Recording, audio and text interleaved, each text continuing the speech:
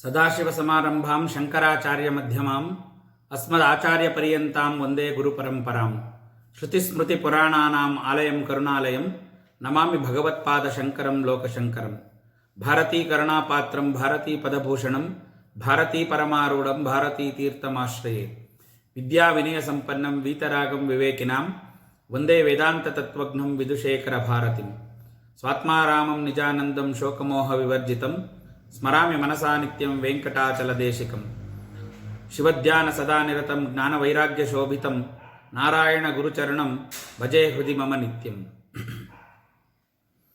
ಭಜೆ ಶ್ರೀಚಕ್ರಮಧ್ಯಸ್ಥಾಂ ದಕ್ಷಿಣೋತ್ತರಯೋಃ ಸದಾ ಶ್ಯಾಮಾವಾರ್ತಾಳಿ ಸಂಸೇವ್ಯಾಂ ಭವಾನೀಂ ಲಲಿತಾಂಬಿಕಾಂ. ಶ್ರೀಮಾತ್ರೇ ನಮಃ ಶ್ರೀಮಾತ್ರೇ ನಮಃ ಶ್ರೀಮಾತ್ರೇ ನಮಃ ವಶಿನ್ಯಾದಿವಾಗ್ದೇವತಾಯೇ ನಮಃ. ಎಲ್ಲರಿಗೂ ನಮಸ್ಕಾರ. ನಿನ್ನೆಯವರೆಗೆ ನಾವು ಶ್ರೀ ಲಲಿತಾ ಸಹಸ್ರನಾಮ ಸ್ತೋತ್ರ ಮಂತ್ರದ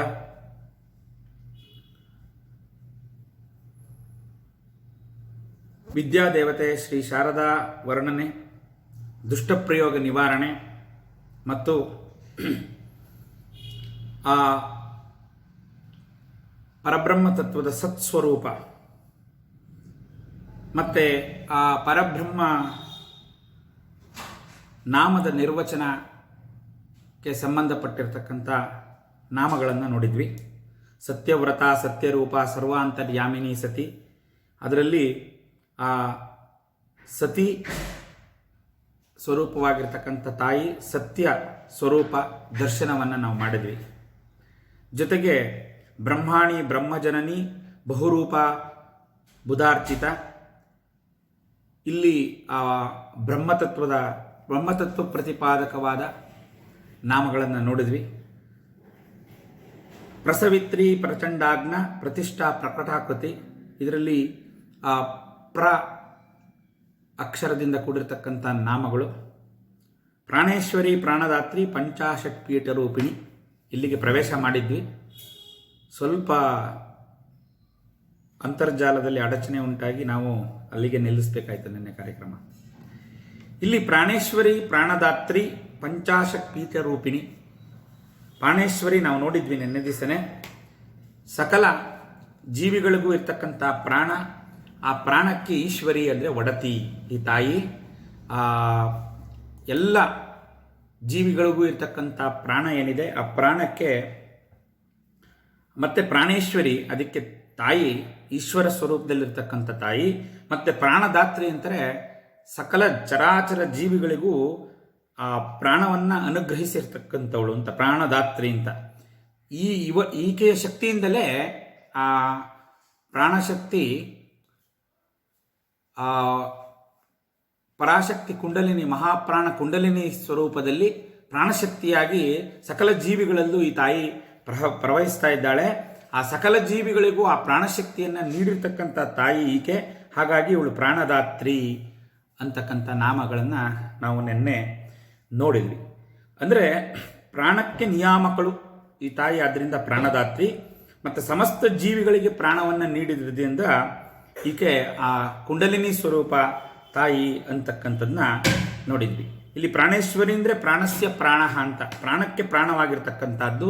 ಅದರಲ್ಲಿ ನಮ್ಮ ಶರೀರದಲ್ಲಿರ್ತಕ್ಕಂಥ ಪಂಚಪ್ರಾಣಗಳು ಇದ್ರ ಬಗ್ಗೆ ಸಾಕಷ್ಟು ನಾವು ನೋಡಿರೋದ್ರಿಂದ ಪ್ರಾಣ, ಅಪಾನ, ವ್ಯಾನ, ಉದಾನ, ಸಮಾನ ಇತ್ಯಾದಿ ಪಂಚಪ್ರಾಣಗಳು. ಅದಲ್ಲದೆ ಉಪಪ್ರಾಣಗಳು ಬರುತ್ತೆ. ಇದ್ರ ಬಗ್ಗೆ ಎಲ್ಲ ಸಂಪೂರ್ಣ ಉಲ್ಲೇಖ ಗರುಡ ಪುರಾಣದಲ್ಲಿ ಮತ್ತು ಇತರ ಅನೇಕ ಪುರಾಣಗಳಲ್ಲಿ ಇದೆಲ್ಲ ಬರುತ್ತೆ. ನಮ್ಮಲ್ಲಿ ಪ್ರಾಣದ ಬಗ್ಗೆ ಒಂದು ವಿಸ್ತೃತವಾದ ಒಂದು ಸಂಶೋಧನೆ ಋಷಿಮುನಿಗಳು ಮಾಡಿ ಆ ಪ್ರಾಣದ ಸಸ್ವರೂಪವನ್ನು ಇದಮಿತ್ತಂ ಅಂತ ಹೇಳುವಷ್ಟು ಮಟ್ಟಿಗೆ ನಮ್ಮ ಒಂದು ಸನಾತನ ಪರಂಪರೆಯಲ್ಲಿ ಅದಕ್ಕೆ ಇದೆ. ವಿಜ್ಞಾನ ಇನ್ನೂ ತುಂಬ ದೂರ ಇದೆ. ಪ್ರಾಣವನ್ನು ಇವತ್ತಿಗೂ ಮೆಡಿಕಲ್ ಸೈನ್ಸಲ್ಲಿ they have not defined the death properly. ಅದರಲ್ಲಿ ಎರಡು ಥರ ಹೇಳ್ತಾರೆ ಪ್ರಧಾನವಾಗಿ. ಈ ಕಾರ್ಡಿಯಕ್ ಡೆತ್ತನ್ನು ಡೆತ್ ಅಂತಾರೆ, ಅಂದರೆ ಹೃದಯ ಸ್ತಂಭನ ಆಗಿ ಹೃದಯ ನಿಂತೋದ್ರೆ ಹೋಗಿದ್ದಾರೆ ಅಂತ. ಎಷ್ಟೋ ಒಂದು ಸಂದರ್ಭದಲ್ಲಿ ಆ ಕಾರ್ಡಿಯಕ್ ಡೆತ್ ಆಗಿರುತ್ತೆ, ಆ ಪೇಷಂಟ್ಗಳು ಆಮೇಲೆ ಎದ್ದು ಕೂತ್ಕೋತಾರೆ, ಮತ್ತೆ ರೀಸ್ಟಾರ್ಟ್ ಆಗುತ್ತೆ. ಹಾಗಾಗಿ ಕಾರ್ಡಿಯಕ್ ಡೆತ್ ಅಂತ ಹೇಳೋಕ್ಕಾಗಲ್ಲ ಅಂತ ಕೊನೆಗೆ ಏನು ಮಾಡಿದರು ಅಂದರೆ ಈ ಸೆರಿಬ್ರಲ್ ಡೆತ್ ಅಂತ ಘೋಷಣೆ ಮಾಡೋಣ ಅಂತ ತೀರ್ಮಾನ ಮಾಡ್ತಾರೆ. ಆವಾಗ ಸೆರಿಬ್ರಲ್ ಡೆತ್ ಅಂತ ಆದರೆ ಅಂದರೆ ನಮ್ಮ ಮಸ್ತಿಷ್ಕ ಸರಿಯಾಗಿ ಕೆಲಸ ಮಾಡದೇ ಇದ್ದರೆ ಆವಾಗ ಅದನ್ನ ಸೆರಿಬ್ರಲ್ ಡೆತ್ ಅಂತ. ಎಷ್ಟೋ ಜನಕ್ಕೆ ಕೋಮಾ ಸ್ಟೇಟಲ್ಲಿ ಇರ್ತಾರೆ, ಅವರಿಗೆ ಹೃದಯ ಬಡಿತಾ ಇರುತ್ತೆ, ಆದರೆ ಅವರು ಏನು ಕೆಲಸ ಮಾಡ್ತಾ ಇರಲ್ಲ, ಇಂದ್ರಿಯಗಳು ಯಾವುದು ಏನು ಕೆಲಸ ಮಾಡ್ತಾ ಇರಲ್ಲ. ಹಾಗಾಗಿ ಯಾವುದನ್ನು ಇವತ್ತು ಸರಿಯಾಗಿ ಡೆತ್ತಿಗೆ ಒಂದು ಡೆಫಿನೇಷನ್ ಕೊಟ್ಟರೆ ಒಂದು PhD ಸಿಗುತ್ತೆ. ಇನ್ನು ನಮ್ಮ ಅಂದರೆ ವಿಜ್ಞಾನ ಹುಡುಕ್ತಾ ಇದೆ, ಆದರೆ ಅದ್ರ ಬಗ್ಗೆ ಇಷ್ಟು ನಿಖರವಾಗಿ ನಮ್ಮ ಸನಾತನ ಧರ್ಮ ಪರಂಪರೆಯಲ್ಲಿ ಆ ಒಂದು ದ್ರಾಷ್ಟ್ರಾರರು ಋಷಿಮುನಿಗಳು ಕಂಡುಕೊಂಡಿದ್ದಾರೆ ಅಂತಂದರೆ ಆ ಪ್ರಾಣದ ಸ್ವರೂಪ ಯಾವ ಥರ, ಯಾವಾಗ ಪ್ರಾಣ ಒಳಗಡೆ ಬರುತ್ತೆ, ಪ್ರಾಣ ಯಾವ ಥರ ಹೋಗುತ್ತೆ, ಯಾವ್ಯಾವ ವಾಯುಗಳು ಉತ್ಕಲನ ಆಗುತ್ತೆ, ಯಾವ ವಾಯು ಮೊದಲು ಹೋಗುತ್ತೆ, ಅದಾದಮೇಲೆ ಯಾವ ವಾಯು ಹೋಗುತ್ತೆ, ಈ ಥರ ಆ ಪಂಚಪ್ರಾಣಗಳು ಎಷ್ಟು ಸಮಯ ತಗೊಳುತ್ತೆ ಅಂತ ಅದರ ಮೇಲೆ ಉತ್ತರಾದಿ ಕ್ರಿಯೆಗಳನ್ನು ಮಾಡಬೇಕಾದ್ರೆ ಬರ್ತಕ್ಕಂಥ ತಂತ್ರಗಳನ್ನು ನಾವು ಗಮನಿಸಿದ್ರೆ ಆವಾಗ ಅದರಲ್ಲೊಂದು ವಿಶೇಷವಾದ ವಿಜ್ಞಾನ ನಮಗೆ ಆವಿಷ್ಕಾರ ಆಗುತ್ತೆ. ನಾನು ಯಾಕೆ ಹೇಳ್ತಾ ಇದ್ದೀನಿ ಅಂದರೆ ಇದು ಪ್ರಾಣಸ್ವರೂಪ ಅಷ್ಟು ಸುಲಭ ಅಲ್ಲ ಅರ್ಥ ಮಾಡ್ಕೊಳ್ತಕ್ಕಂಥದ್ದು. ಆ ಪ್ರಾಣಸ್ವರೂಪವನ್ನು ಅರ್ಥ ಮಾಡ್ಕೋಬೇಕು ಅಂದರೆ ಅದ್ರ ಬಗ್ಗೆ ಆಮೇಲೆ ಅದೆಲ್ಲ ಬೇರೆ ಬೇರೆ ವಾಯುಗಳು, ಅದರಲ್ಲಿ ಆ ಪಂಚ ಉಪಪ್ರಾಣಗಳು ನಿಧಾನಕ್ಕೆ ನಿರ್ಗಮಿಸ್ತವೆ. ಅದರಲ್ಲಿ ದೈವದತ್ತ ಧನಂಜಯ ಅಂಥೇಳಿ ಇನ್ನು 5 ಉಪಪ್ರಾಣಗಳು, 9, 10ನೇ ಪ್ರಾಣ. ಆ ಧನಂಜಯ ವಾಯು 14ನೇ ದಿವಸ ನಿರ್ಗಮಿಸುತ್ತೆ. ಅದಕ್ಕೆ ನಮಗೆ 14ನೇ ದಿವಸದವರೆಗೂ ಇದು ಏನು ವೈಕುಂಠ ಸಮಾರಾಧನೆ ಅಂತ ಮಾಡ್ತೀವಿ ನಾವು 13ನೇ ದಿವಸ. ಅಂದರೆ ಅದು ದೊಡ್ಡ ವಿಜ್ಞಾನ ಬಿಡಿ, ಅದರಲ್ಲಿ ಅಷ್ಟು ಒಂದು ಕರಾರುವಕ್ಕಾಗಿ ಅದನ್ನೆಲ್ಲ ನಮ್ಮಲ್ಲಿ ಅದಕ್ಕೆ ಇದೆ. ಇದು ಒಂದು ದೊಡ್ಡ ಪ್ರಾಣದ ಬಗ್ಗೆ ಮಾತಾಡ್ತಾ ಹೋದರೆ ಅದೇ ಒಂದು ದೊಡ್ಡ ವಿಚಾರ ಆಗುತ್ತೆ. ಆದರೆ ಇಂಥ ಒಂದು ಪ್ರಾಣ ಇರುವುದರಿಂದಲೇ ನಮ್ಗೆ ಅಸ್ತಿತ್ವ ಇರೋದು. ಸ್ಥೂಲ ಶರೀರ ಎಲ್ಲ ಜಡ, ಆ ಜಡದೊಳಗಡೆ ಚೈತನ್ಯ ಬರಬೇಕು ಅಂದರೆ ಆತ್ಮತತ್ವ ಬಂದಾಗ ಚೈತನ್ಯ ಬರುತ್ತೆ. ಆ ಆತ್ಮತತ್ವ ಚೈತನ್ಯ ಬಂದಿದೆ ಅನ್ನೋದಕ್ಕೆ ಕುರುಹೇನಪ್ಪ ಅಂದ್ರೆ ಅದೇ ಪ್ರಾಣ. ಈ ಪ್ರಾಣ ಅಂತಕ್ಕಂಥದ್ದು ಬ್ರಿಡ್ಜ್, ಮತ್ತು ಸ್ಥೂಲ ದೇಹಕ್ಕೂ ಮತ್ತು ಒಳಗಡೆ ಇರತಕ್ಕಂಥ ಸೂಕ್ಷ್ಮ ಚೈತನ್ಯಕ್ಕೂ ಮಧ್ಯ ಒಂದು ಕೊಂಡಿ ಇದೆಯಲ್ಲ, ಅದು ಪ್ರಾಣ. ಈ ಒಳಗಡೆ ಸೂಕ್ಷ್ಮ ಚೈತನ್ಯದ ಇರುವಿಕೆಯಿಂದಾಗಿ ಸ್ಥೂಲ ದೇಹಕ್ಕೆ ಬೆಲೆ ಇದೆ. ಆವಾಗ ನಾವು ಬದುಕಿದ್ದೀವಿ ಅಂತ ಹೇಳ್ತೇವೆ. ಅವನು ಆ ಚೈತನ್ಯ ವಸ್ತು ಚಿದ್ವಸ್ತು ಹೊರಗಡೆ ಹೋದ ತಕ್ಷಣ ಆ ಪ್ರಾಗ್ವಸ್ತು ಯಾವ ಪ್ರಾಗ್ಲೋಕದಿಂದ ಬಂದಿದೆ ಆ ಪ್ರಾಗ್ಲೋಕದ ಕಡೆ ಪ್ರಯಾಣ ಬೆಳೆಸಿದ ತಕ್ಷಣ ಆವಾಗ ಅದು ನಿಸ್ತೇಜನ ಆಯಿತು, ಶವ ಆಯಿತು. ಆ ಶಿವನ ಒಂದು ಇರುವಿಕೆ ಇತ್ತು ಒಳಗಡೆ, ಆ ಶಿವ ಆಚೆ ಹೋದ ತಕ್ಷಣ ಇದು ಶವ ಆಯಿತು.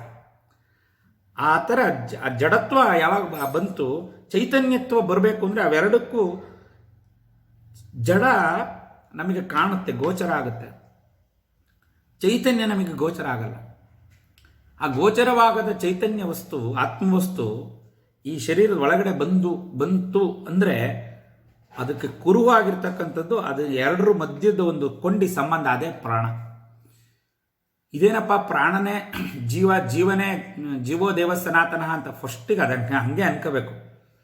ಆ ಆತ್ಮಾನುಸಂಧಾನ ಮಾಡಬೇಕು ಅಂದರೆ, ಆತ್ಮತತ್ವ ನಮಗೆ ಅರ್ಥ ಆಗಬೇಕು ಅಂದರೆ ಫಸ್ಟು ದೇಹ ನಾನು ಅಂತ ಅಂದ್ಕೊಂಡು, ಆಮೇಲೆ ಈ ದೇಹ ನಾನಲ್ಲ ಅಂಥೇಳಿ, ಆಮೇಲೆ ಈ ಮನಸ್ಸು ನಾನು ಅಂತ ಅಂದ್ಕೊಂಡು, ಮನಸ್ಸನ್ನು ಒಳಗೊಂಡ ಸಮಸ್ತ ಅಂತಃಕರಣಗಳು ನಾನಲ್ಲ ಅಂತ ಬಂದಾಗ ಒಳಗಡೆ ಇರ್ತಕ್ಕಂಥ ಪ್ರಾಣ ನಾನು ಅಂತಕ್ಕಂಥದ್ದು ಬರುತ್ತೆ, ಅದು ಉಳಿಯುತ್ತೆ, ಆಯಾಮ ಉಳಿಯುತ್ತೆ.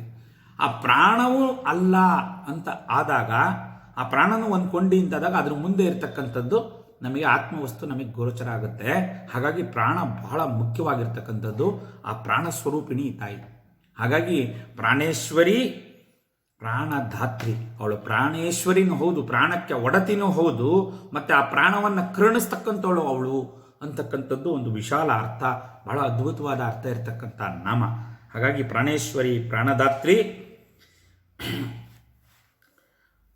ಪಂಚಾಶತ್ ಪೀಠ ರೂಪಿಣಿ. ಇಷ್ಟು ಒಂದು ಗಹನವಾದ ವಿಚಾರವನ್ನು, ಆತ್ಮವಿಚಾರವನ್ನು ಮಾಡ್ತಾ ವಶಿನ್ಯಾದಿ ವಾಗ್ದೇವತೆಗಳು ಸ್ಥೂಲತ್ವ ಮಾಡಿಸ್ತಾರೆ. ಪಂಚಾಶತ್ ಪೀಠ, ಈಗ ಪಂಚಾಶತ್ ಪೀಠ ರೂಪಿಣಿ ಅಂದರೆ ಪಂಚಾಶತ ಅಂದರೆ 50 ಶಕ್ತಿಪೀಠಗಳು, 54 ಹೇಳ್ತಾರೆ. 50 ಶಕ್ತಿಪೀಠಗಳ ಸ್ವರೂಪಿಣಿ ಇವಳು ಅಂತ, ಪಂಚಾಶತ್ ಪೀಠ ರೂಪಿಣಿ ಅಂತ ಬಂತು ನಾಮ. ಅಲ್ಲಿ ಏನಾಯ್ತು, ಅಲ್ಲಿಗೆ ಪಂಚಶ ಅಂದರೆ 50, ಪೀಠ ಅಂದರೆ ಪೀಠ. ಆ 50 ಪೀಠಗಳ ಮೇಲೆ ಆಸನಲಾಗಿರ್ತಕ್ಕಂಥವಳು ಅಂತಲೂ ಅರ್ಥ. ಒಂದು ಸ್ಥೂಲ ಅರ್ಥ ನಮಗೆ ಈ ನಮ್ಮ ಭಾರತ ದೇಶದಲ್ಲಿ 54 ಶಕ್ತಿ ಪೀಠಗಳಿದೆ. ಪ್ರಧಾನವಾಗಿ 50 ಅಂತ ಇಟ್ಕೊಂಡ್ರೆ ಆ 54 ಪೀಠಗಳು ಏನಿದೆ, ಆ 50 ಶಕ್ತಿ ಪೀಠಗಳಲ್ಲಿ ಪೀಠ ರೂಪಿಣಿಯಾಗಿ ಆ ಪೀಠದಲ್ಲಿ ನೆಲೆಸಿದ್ದಾಳೆ, ಇದು ಅರ್ಥ. ಯಾವ ನಾವು ಅಮ್ಮನವರ ರೂಪ ವೈಭವ ಮಾಡಿ ಸಗುಣ ಸಾಕಾರ ಪೂಜೆ ಮಾಡ್ತೀವಿ, ಅವ್ರಿಗೆ ಈ ಅರ್ಥ. ಇನ್ನು ನಿರ್ಗುಣ ನಿರಾಕಾರಕ್ಕೆ ಬಂದರೆ ಒಳಗಡೆ 50 ಪೀಠಗಳು ಯಾವುದು, ಅದನ್ನು ಮಾತೃಕಾವರ್ಣ ರೂಪಿಣಿಯಿಂದ ವಾಪಸ್ ಅಲ್ಲಿಗೆ ಹೋಗ್ಬೇಕು ನಾವು. ಆ ಮಾತೃಕಾವರ್ಣ ರೂಪಿಣಿ ಅಂದರೆ ಆ 50 ಅಕ್ಷರ ಸ್ವರೂಪ, ಅಕ್ಷರ ದೇವತೆಗಳು, ಅದಕ್ಕೆ ಇರ್ತಕ್ಕಂಥ ಮಂತ್ರಗಳು, ಬೀಜಾಕ್ಷರಗಳು, ಈ ಥರದಂಥ ಒಂದು ದೊಡ್ಡ ಒಂದು ಅರ್ಥ ಸ್ಫುರಣೆ ನಮಗೆ ಅರ್ಥದ ಒಂದು ವಿಸ್ತಾರ ತೆಕ್ಕಳುತ್ತೆ. ಇಲ್ಲಿ ಅಕಾರಾದಿ ಕ್ಷಕಾರಾಂತವಾಗಿರ್ತಕ್ಕಂಥ 50 ಅಕ್ಷರಗಳಲ್ಲಿರುವ ಮತ್ತು ಆ 50 ಕ್ಷೇತ್ರದಲ್ಲಿ ನೆಲೆಸಿರ್ತಕ್ಕಂಥ ತಾಯಿ ಮಾತೃಕಾವರ್ಣ ಸ್ವರೂಪಿಣಿ ಅಂತ. ಇಲ್ಲಿ ಆ ಪೀಠ ಸ್ಥಿತ ಅಂದರೆ ಶರೀರ ಅಂತಕ್ಕಂಥ ಪೀಠದಲ್ಲಿ, ಈ ಶರೀರದಲ್ಲಿ 50 ಇದರಲ್ಲಿ ಕೂತಿರ್ತಕ್ಕಂಥಳು ಅಂತ. ಅಂದರೆ ಈ ಸಪ್ತಚಕ್ರಗಳಲ್ಲಿ, ಆ ಸಪ್ತಚಕ್ರಗಳಲ್ಲಿ ಆ ಒಂದೊಂದು ಚಕ್ರದಲ್ಲೂ ಆ ಮಾತೃಕಾವರ್ಣ ಸ್ವರೂಪಿಣಿಯಾದ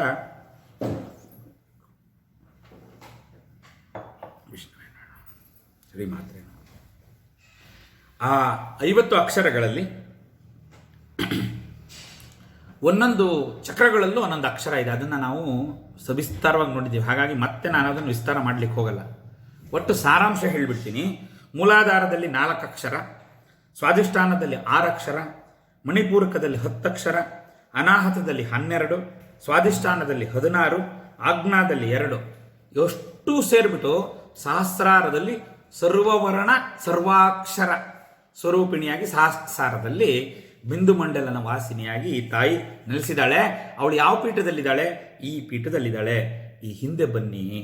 ಪ್ರತಿಷ್ಠಾ ಪ್ರಕಟ ಕೃತಿ, ಆ ಯಾವ ಬಹುರೂಪ, ಆ ಬಹುರೂಪ, ಇಷ್ಟು ಬಹುರೂಪಿಯಾದ ಈ ತಾಯಿ ಅಂದರೆ 50 ಪ್ರಧಾನ ಅಕ್ಷರಗಳು, ಅದರಿಂದ ಗುಣಿತಾಕ್ಷರ ಸಂಯುಕ್ತಾಕ್ಷರಗಳು ಸೇರಿ ಅನೇಕ ಸಹಸ್ರ ಲಕ್ಷ ಕೋಟಿ ಅಕ್ಷರ ಸ್ವರೂಪಿಣಿ. ಆ ಅಕ್ಷರ ರೂಪ ಬಹುರೂಪ ಪ್ರಸವಿತ್ರಿ, ಪ್ರಸವಿತ್ರಿ, ಪ್ರಚಂಡಾತ್ಮ, ಪ್ರತಿಷ್ಠಾ. ಎಲ್ಲಿದ್ದಾಳೆ? ಎಲ್ಲಿ ಪ್ರತಿಷ್ಠಿತಳಾಗಿದ್ದಾಳೆ? ಪಂಚಾಶತ್ ಪೀಠದ ಮೇಲೆ ಪ್ರತಿಷ್ಠಿತಳಾಗಿದ್ದಾಳೆ. ಪ್ರಕಟ ಆಗ್ತಾ ಇದ್ದಾಳೆ. ಹೇಗೆ? ಪ್ರಾಣವನ್ನು ಕೊಟ್ಟು ಪ್ರಾಣ ಸ್ವರೂಪಿಣಿಯಾಗಿ ಇಡೀ ಚರಾಚರ ಪ್ರಪಂಚದಲ್ಲಿ ವ್ಯಾಪ್ತಿಯಾಗಿದ್ದಾಳೆ ಅಂತಕ್ಕಂಥ ಒಂದು ವಿಶಾಲ ಅರ್ಥ ಕೊಡ್ತಕ್ಕಂಥ ನಾಮಗಳ ಗುಂಪನ್ನು ಇಲ್ಲಿ ನಿಕ್ಷೇಪ ಮಾಡಿದ್ದಾರೆ. ಹಾಗಾಗಿ ಇಲ್ಲಿ ಪ್ರಾಣೇಶ್ವರಿ ಪ್ರಾಣದಾತ್ರಿ ಆದ ತಕ್ಷಣ ಪಂಚಾಶತ್ ಪೀಠ ರೂಪಿಣಿ ಬಂತು. ವಶಿನ್ಯಾದಿ ವಾಗ್ದೇವಗಳು ಈ ಕಡೆ ಆ ಕಡೆ ಎಲ್ಲ ಹೋಗ್ತಾರೆ. ಅದು ಸಮನ್ವಯ ತೋರಿಸಿರೋದು ಎಲ್ಲ ಆ ನಾಮಗಳಿಗೆ ಇರ್ತಕ್ಕಂಥ ಅನುಬಂಧ ಮತ್ತು ಆ ಅರ್ಥ, ಇದನ್ನು ನಾವು ನೋಡಬೇಕು. ಇಲ್ಲಿ ಶಾರದಾ ತಿಲಕ ಅಂತ ಒಂದು ಪುರಾತನ ಗ್ರಂಥ ಇದೆ. ಅದರಲ್ಲಿ ನಿತ್ಯ ನಿರಂತರ ಆನಂದ ಶರೀರದಿಂದ ಆವೃತವಾದ ಆ ಪರಮಾತ್ಮ ಈ ಸಮಸ್ತ ಚರಾಚರಗಳ ವಸ್ತುಗಳಲ್ಲಿ ವ್ಯಾಪಿಸಿ 50 ಅಕ್ಷರಗಳಿಂದುಂಟಾದ ಪದಗಳು ಮತ್ತು ಅವುಗಳ ಅರ್ಥಗಳಾಗಿ ಚಿರಂತನವಾಗಿ ಹೊರಹೊಮ್ತಾ ಇದ್ದಾವೆ ಅಂತಕ್ಕಂಥದ್ದು. ಅದೇ ಆ ಶಬ್ದವನ್ನೇ ಶಬ್ದ ಬ್ರಹ್ಮ ಅಂಥೇಳಿ. ಮತ್ತೊಂದು ವಿಧದಲ್ಲಿ ಹೇಳಬೇಕು ಅಂದರೆ ಆ ಮಹಾನ್ ತಂತ್ರಗ್ರಂಥ ದೇವಿಗೆ ವಂದನೆಗಳನ್ನು ಅರ್ಪಿಸುವುದರ ಮೂಲಕ ಪ್ರಾರಂಭ ಆಗುತ್ತೆ. ಆ ಒಂದು ಗ್ರಂಥದಲ್ಲಿ ಈ ಅಕ್ಷರ ಸ್ವರೂಪ, ಬೀಜಾಕ್ಷರ ಇದನ್ನೆಲ್ಲ ಏನು ಮಾಡಿದೆಯೋ ಅದ್ರ ಬಗ್ಗಿನ ಹೆಚ್ಚಿನ ಒಂದು ಜ್ಞಾನ ನಮಗೆ ಅದರಲ್ಲಿ ಸಿಗುತ್ತೆ. ಅದರಲ್ಲಿ ಯಾವ್ಯಾವ ಅಕ್ಷರಗಳು, ಆ ಅಕ್ಷರ ಸ್ವರೂಪ, ಬೀಜಾಕ್ಷರಗಳು ಇತ್ಯಾದಿ ಅನೇಕ ಮಂತ್ರಗಳನ್ನು ಒಳಗೊಂಡಿರ್ತಕ್ಕಂಥ ವಿಶೇಷವಾದ ಗ್ರಂಥ.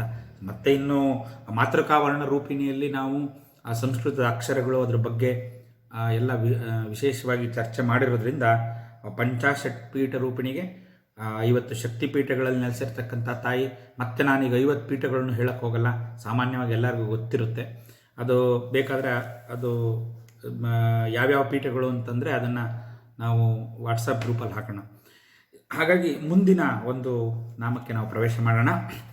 ವಿಶೃಂಖಲಾ ವಿವಿಸ್ತಸ್ಥ ವೀರಮಾತಾ ವಿಯತ್ಪ್ರಸೂಹು. ಇಲ್ಲಿ ವಿಶೃಂಖಲ, ಇಲ್ಲೊಂದು ವಿಶೇಷವಾಗಿರ್ತಕ್ಕಂಥ ನಾಮಗುಚ್ಛಕ್ಕೆ ಪ್ರವೇಶ ಮಾಡ್ತಾ ಇದ್ದೀವಿ. ಇಲ್ಲೆಲ್ಲ ವಿ ಅಂತಕ್ಕಂಥ ಅಕ್ಷರ, ಬೀಜಾಕ್ಷರ ನಿಕ್ಷೇಪವಾಗಿರ್ತಕ್ಕಂಥ ನಾಮಗಳು. ವಿಶೃಂಖಲ, ಶೃಂಖಲ ಅಂತಂದರೆ ಏನು? ಈ ಕರ್ಮಶೃಂಖಲಗಳು. ಶೃಂಖಲ ಅಂದರೆ ಕರ್ಮಶೃಂಖಲಗಳು, ಕರ್ಮದ ಒಂದು ಬಲೆ ಅಂತ ಹೇಳ್ಬೋದು. ಆ ಕರ್ಮಶೃಂಖಲಗಳು ಇಲ್ಲದೇ ಇರತಕ್ಕಂಥ ತಾಯಿ, ಆದ್ದರಿಂದ ವಿಶೃಂಖಲ ಅಂತಕ್ಕಂಥ ಅರ್ಥ ಇಲ್ಲಿ ಬರುತ್ತೆ. ಇಲ್ಲಿ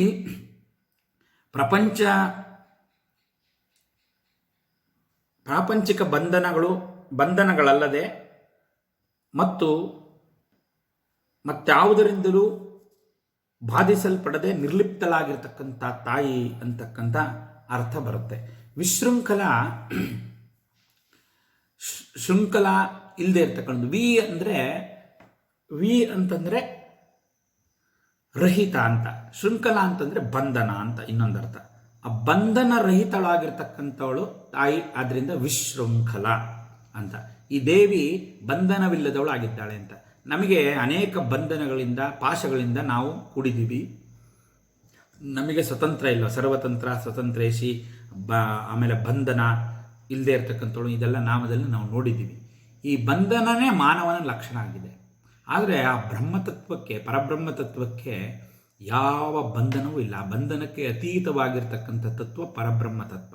ಅದಕ್ಕೆ ಯಾವುದೇ ಕರ್ಮ ಆಗಲಿ, ಒಳ್ಳೆಯದು ಕೆಟ್ಟದು ಅನ್ನೋ ಭಾವ ಆಗಲಿ, ಭಾವಬಂಧನ ಆಗಲಿ, ಶಾಸ್ತ್ರವಿಹಿತ ಕರ್ಮಗಳಾಗಲಿ, ಅಹಂಕಾರಾದಿ ಅಂತಃಕರಣಗಳಾಗಲಿ, ಇವ್ಯಾವ ಬಂಧನವೂ ಇಲ್ಲದಲೇ ನಿರಾಕಾರ ನಿರಾಕಾರ ನಿರಹಂಕಾರ ಅದ್ವಿತೀಯ ತತ್ವ, ಅದು ಪರಬ್ರಹ್ಮ ತತ್ವ. ಈ ಥರ ಯಾವ ಬಂಧನಗಳು ಇಲ್ಲದೆ ಕಾರ್ಯಕಾರಣ ಸಂಬಂಧವನ್ನು, ಅಂದರೆ ಈ ಎರಡು ಕ್ರಿಯೆಗಳು ಕಾರ್ಯಕಾರಣ ಸಂಬಂಧವನ್ನು ಹೊಂದಿದ್ದು ಕರ್ಮಫಲ ಉಂಟಾಗುತ್ತೆ.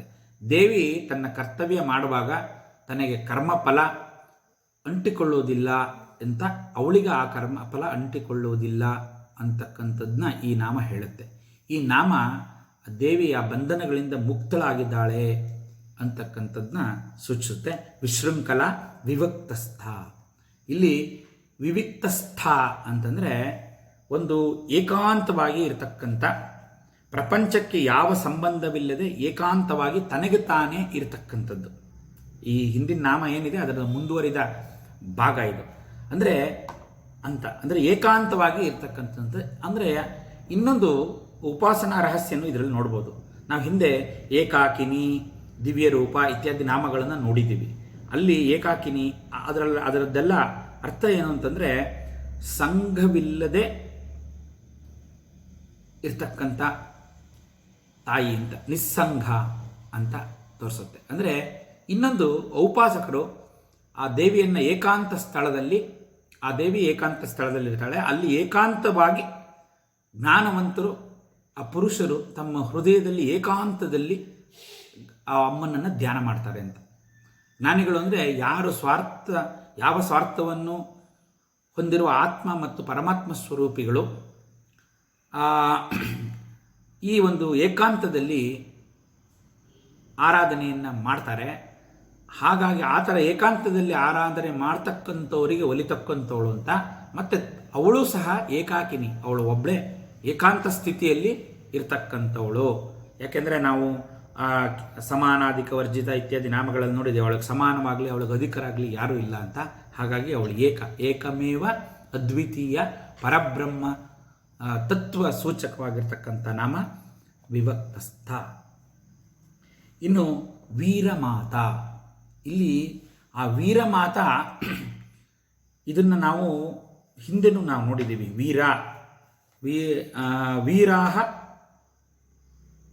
ವೀರಾಂ ಉಪಾಸಸರಹ ದುರಂದರಹ ಅಂತ ಬರುತ್ತೆ. ಅಂದರೆ ರಣಾಗ್ರರಾದ ಕ್ಷತ್ರಿಯರಿಗೆ ಮಾತೆ ಆಗಲು ಅಂತ ವೀರ ಅನ್ನೋ ಶಬ್ದಕ್ಕೆ ಹಿಂದೆನೂ ನಾವು ನೋಡಿದ್ವಿ. ಅಲ್ಲಿ 777ನೇ ನಾಮ ವೀರಾರ್ಚಿತ ಬರುತ್ತೆ. ಆ ವೀರಾರ್ಚಿತದಲ್ಲಿ ನಾವು ನೋಡಿದ್ದೀವಿ. ಆ ವೀರ ಅನ್ನೋ ಶಬ್ದಕ್ಕೆ ಅರ್ಥ. ಯಾರನ್ನು ವೀರ ಅಂತ ಕರೀತಾರೆ ಅಂದರೆ ಆತ್ಮವಿದ್ಯೆ ಅಂದರೆ ಆತ್ಮ ಸಾಕ್ಷಾತ್ಕಾರಕ್ಕೆ ಕಡೆಗೆ ಬಂದಿರತಕ್ಕಂಥ ಮುಮುಕ್ಷುಗಳು ಮತ್ತು ಆ ಯೋಗಿಗಳಿಗೆ ವೀರ ಅಂತ ಕರಿತೀವಿ. ವೀರ ಧೀರ ಅಂತ ಅನ್ನೋದನ್ನು ನಾವು ಬ್ರಹ್ಮಜ್ಞಾನದ ಕಡೆಗೆ ಯಾರು ನಿರತರಾಗಿದ್ದಾರೆ ಅವರನ್ನು ವೀರರು ಧೀರರು ಅಂತ ಕರಿತೀವಿ.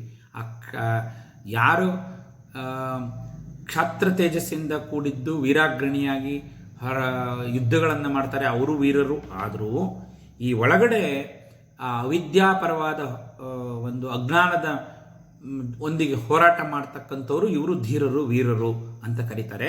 ಇಂಥ ವೀರರು ಅಥವಾ ಧೀರರನ್ನು ಪೋಷಿಸ್ತಕ್ಕಂಥವಳು ಅವರಿಗೆ ಮಾತೃಸ್ವರೂಪಿಣಿಯಾಗಿರ್ತಕ್ಕಂಥ ತಾಯಿ. ಆದ್ದರಿಂದ ವೀರಮಾತೆ ಧೀರಮಾತೆ ಅಂತಕ್ಕಂಥ ಅರ್ಥ ಕೊಡುತ್ತೆ. ಇಲ್ಲಿ ಉಪಾಸಕ ದುರಂದರಃ ಇತಿ ವೀರ ಅಂತ ವೀರ ಅನ್ನಕ್ಕೆ ನಿರ್ವಚನ. ಆ ಉಪಾಸಕರಲ್ಲಿ ದುರಂದರರು, ಆ ಉಪಾಸನೆ ಮಾಡ್ತಕ್ಕಂಥವ್ರಲ್ಲಿ ಅವರನ್ನ ವೀರ ಅಂತ ಕರೀತಾರೆ. ಇನ್ನು ವೀರ ಅಂತಂದರೆ ಸ್ಕಂದಮಾತ ಆ ಇಬ್ಬರು ವೀರರನ್ನ ನಾವು ನೋಡಿದ್ದೀವಿ. ಕುಮಾರ ಗಣನಾಥ ಅಂತ ಇವರ ಮಕ್ಕಳು ಆ ಶಿವಶಕ್ತ್ಯಾತ್ಮಿಕ ಸ್ವರೂಪದಿಂದ ಹೊರಹೊಮ್ಮಿರ್ತಕ್ಕಂಥ ಎರಡು ಮಹಾನ್ ವೀರರು, ಒಬ್ಬ ಸ್ಕಂದ ಮತ್ತು ಇನ್ನೊಬ್ಬ ಗಣನಾಥ. ಆ ಗಣೇಶನಿಗೂ ಮತ್ತು ಸ್ಕಂದನಿಗೂ ಅವರಿಬ್ಬರಿಗೂ ವೀರ ಅಂತಕ್ಕಂಥ ಹೆಸರಿದೆ. ಹಾಗಾಗಿ ವೀರ ಮಾತ ಅಂದರೆ ಅವರಿಬ್ಬರು ಆ ಸರ್ವಶಕ್ತ್ಯಾತ್ಮಕವಾದ ಗಣಪತಿ ಮತ್ತು ಸ್ಕಂದ ಇವರಿಬ್ಬರಿಗೂ, ಸುಬ್ರಹ್ಮಣ್ಯ ಇವರಿಬ್ಬರಿಗೂ ತಾಯಿ ಅಂತ. ಆಮೇಲೆ ವೀರ ಅಂತಂದರೆ ಆ ವೀರಭದ್ರನಿಗೂ ವೀರ ಅಂತ ಕರೀತಾರೆ.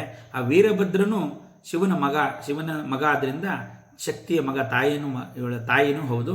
ಹಾಗಾಗಿ ಆ ವೀರಭದ್ರನಿಗೂ ತಾಯಿ ಅಂತಕ್ಕಂಥ ಅರ್ಥನೂ ಇಲ್ಲಿ ನಮಗೆ ಕೊಡುತ್ತೆ.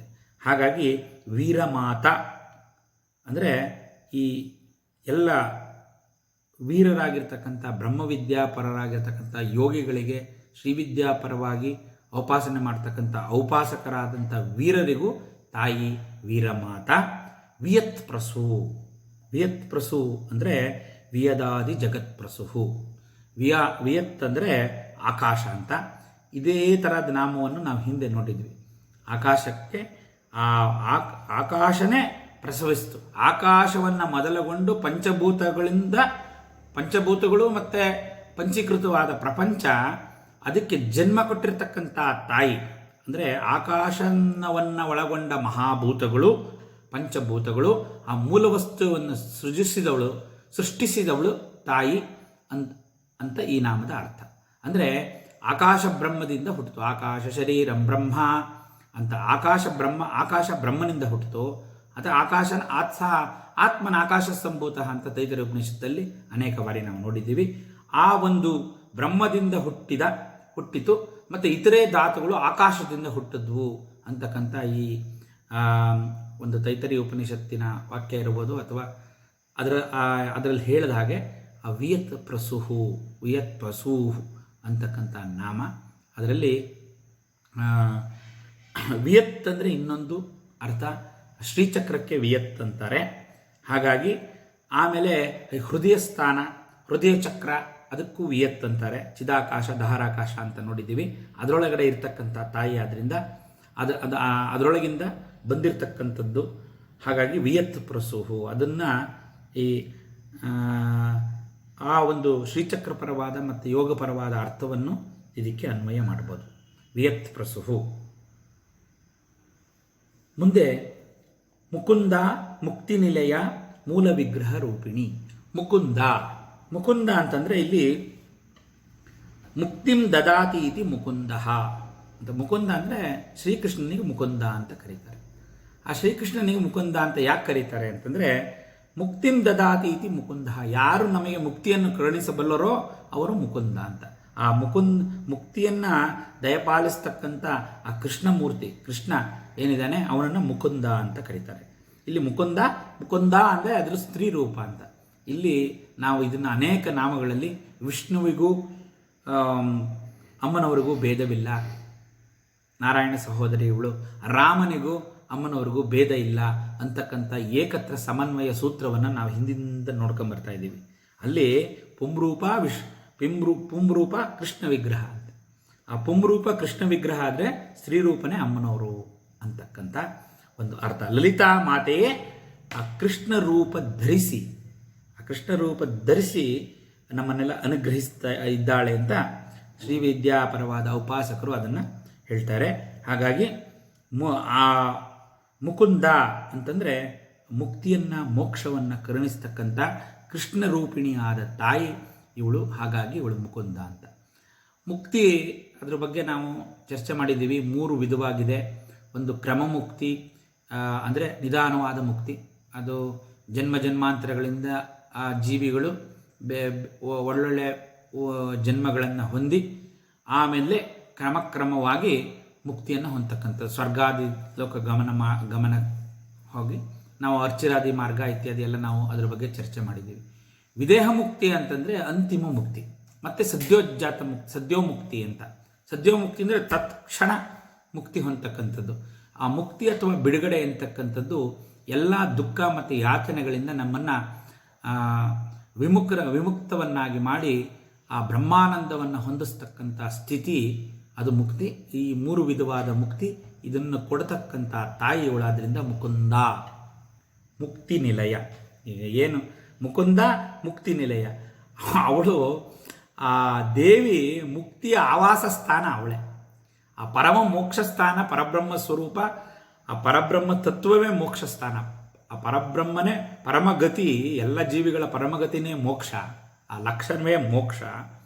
ಆ ಮೋಕ್ಷ ಅಥವಾ ಮುಕ್ತಿ ಅಂತ ನಾವೇನು ಕರಿತೀವಿ, ಅದರಲ್ಲಿ ಸದ್ಯಕ್ಕೆ ನಾವು ಮೋಕ್ಷ ಮುಕ್ತಿ 2 ಒಂದೇ ಅಂತ.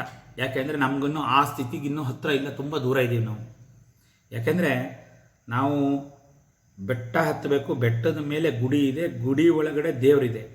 ನಾವಿನ್ನೂ ಬೆಟ್ಟನೂ ಹತ್ತಿಲ್ಲ, ಗುಡಿನೂ ಗೊತ್ತಿಲ್ಲ, ದೇವರು ಗೊತ್ತಿಲ್ಲ ನಮಗೆ. ಅಲ್ಲಿದೆಲ್ಲ ನಮಗೇನು ವಿಷಯ ಗೊತ್ತಿಲ್ಲ. ನಾವಿನ್ನೂ ಬುಡದ ಹತ್ರ ಹೋಗ್ತಾ ಇದ್ದೀವಿ, ಬೆಟ್ಟದ ಬುಡಕ್ಕೆ ಹೋಗ್ತಾ ಇದ್ದೀವಿ.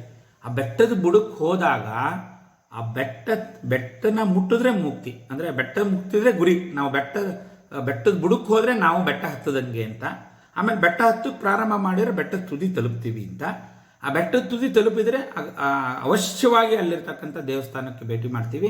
ಅಲ್ಲಿರ್ತಕ್ಕಂಥ ದೇವ್ರ ದರ್ಶನ ನಮ್ಗೆ ಆಗತ್ತೆ ಅಂತ ಪೂರ್ವ ಪೀಠಿಕೆ ಮೇಲೆ ನಾವು ವಿಚಾರ ಮಾಡ್ತೀವಿ. ಅದೇ ಥರ ಇಲ್ಲಿ ಮುಕ್ತಿ ಮೋಕ್ಷನ ನಾವು ಸಮಾನಾರ್ಥಕ ಪದಗಳಾಗಿ ಉಪಯೋಗಿಸ್ತೀವಿ.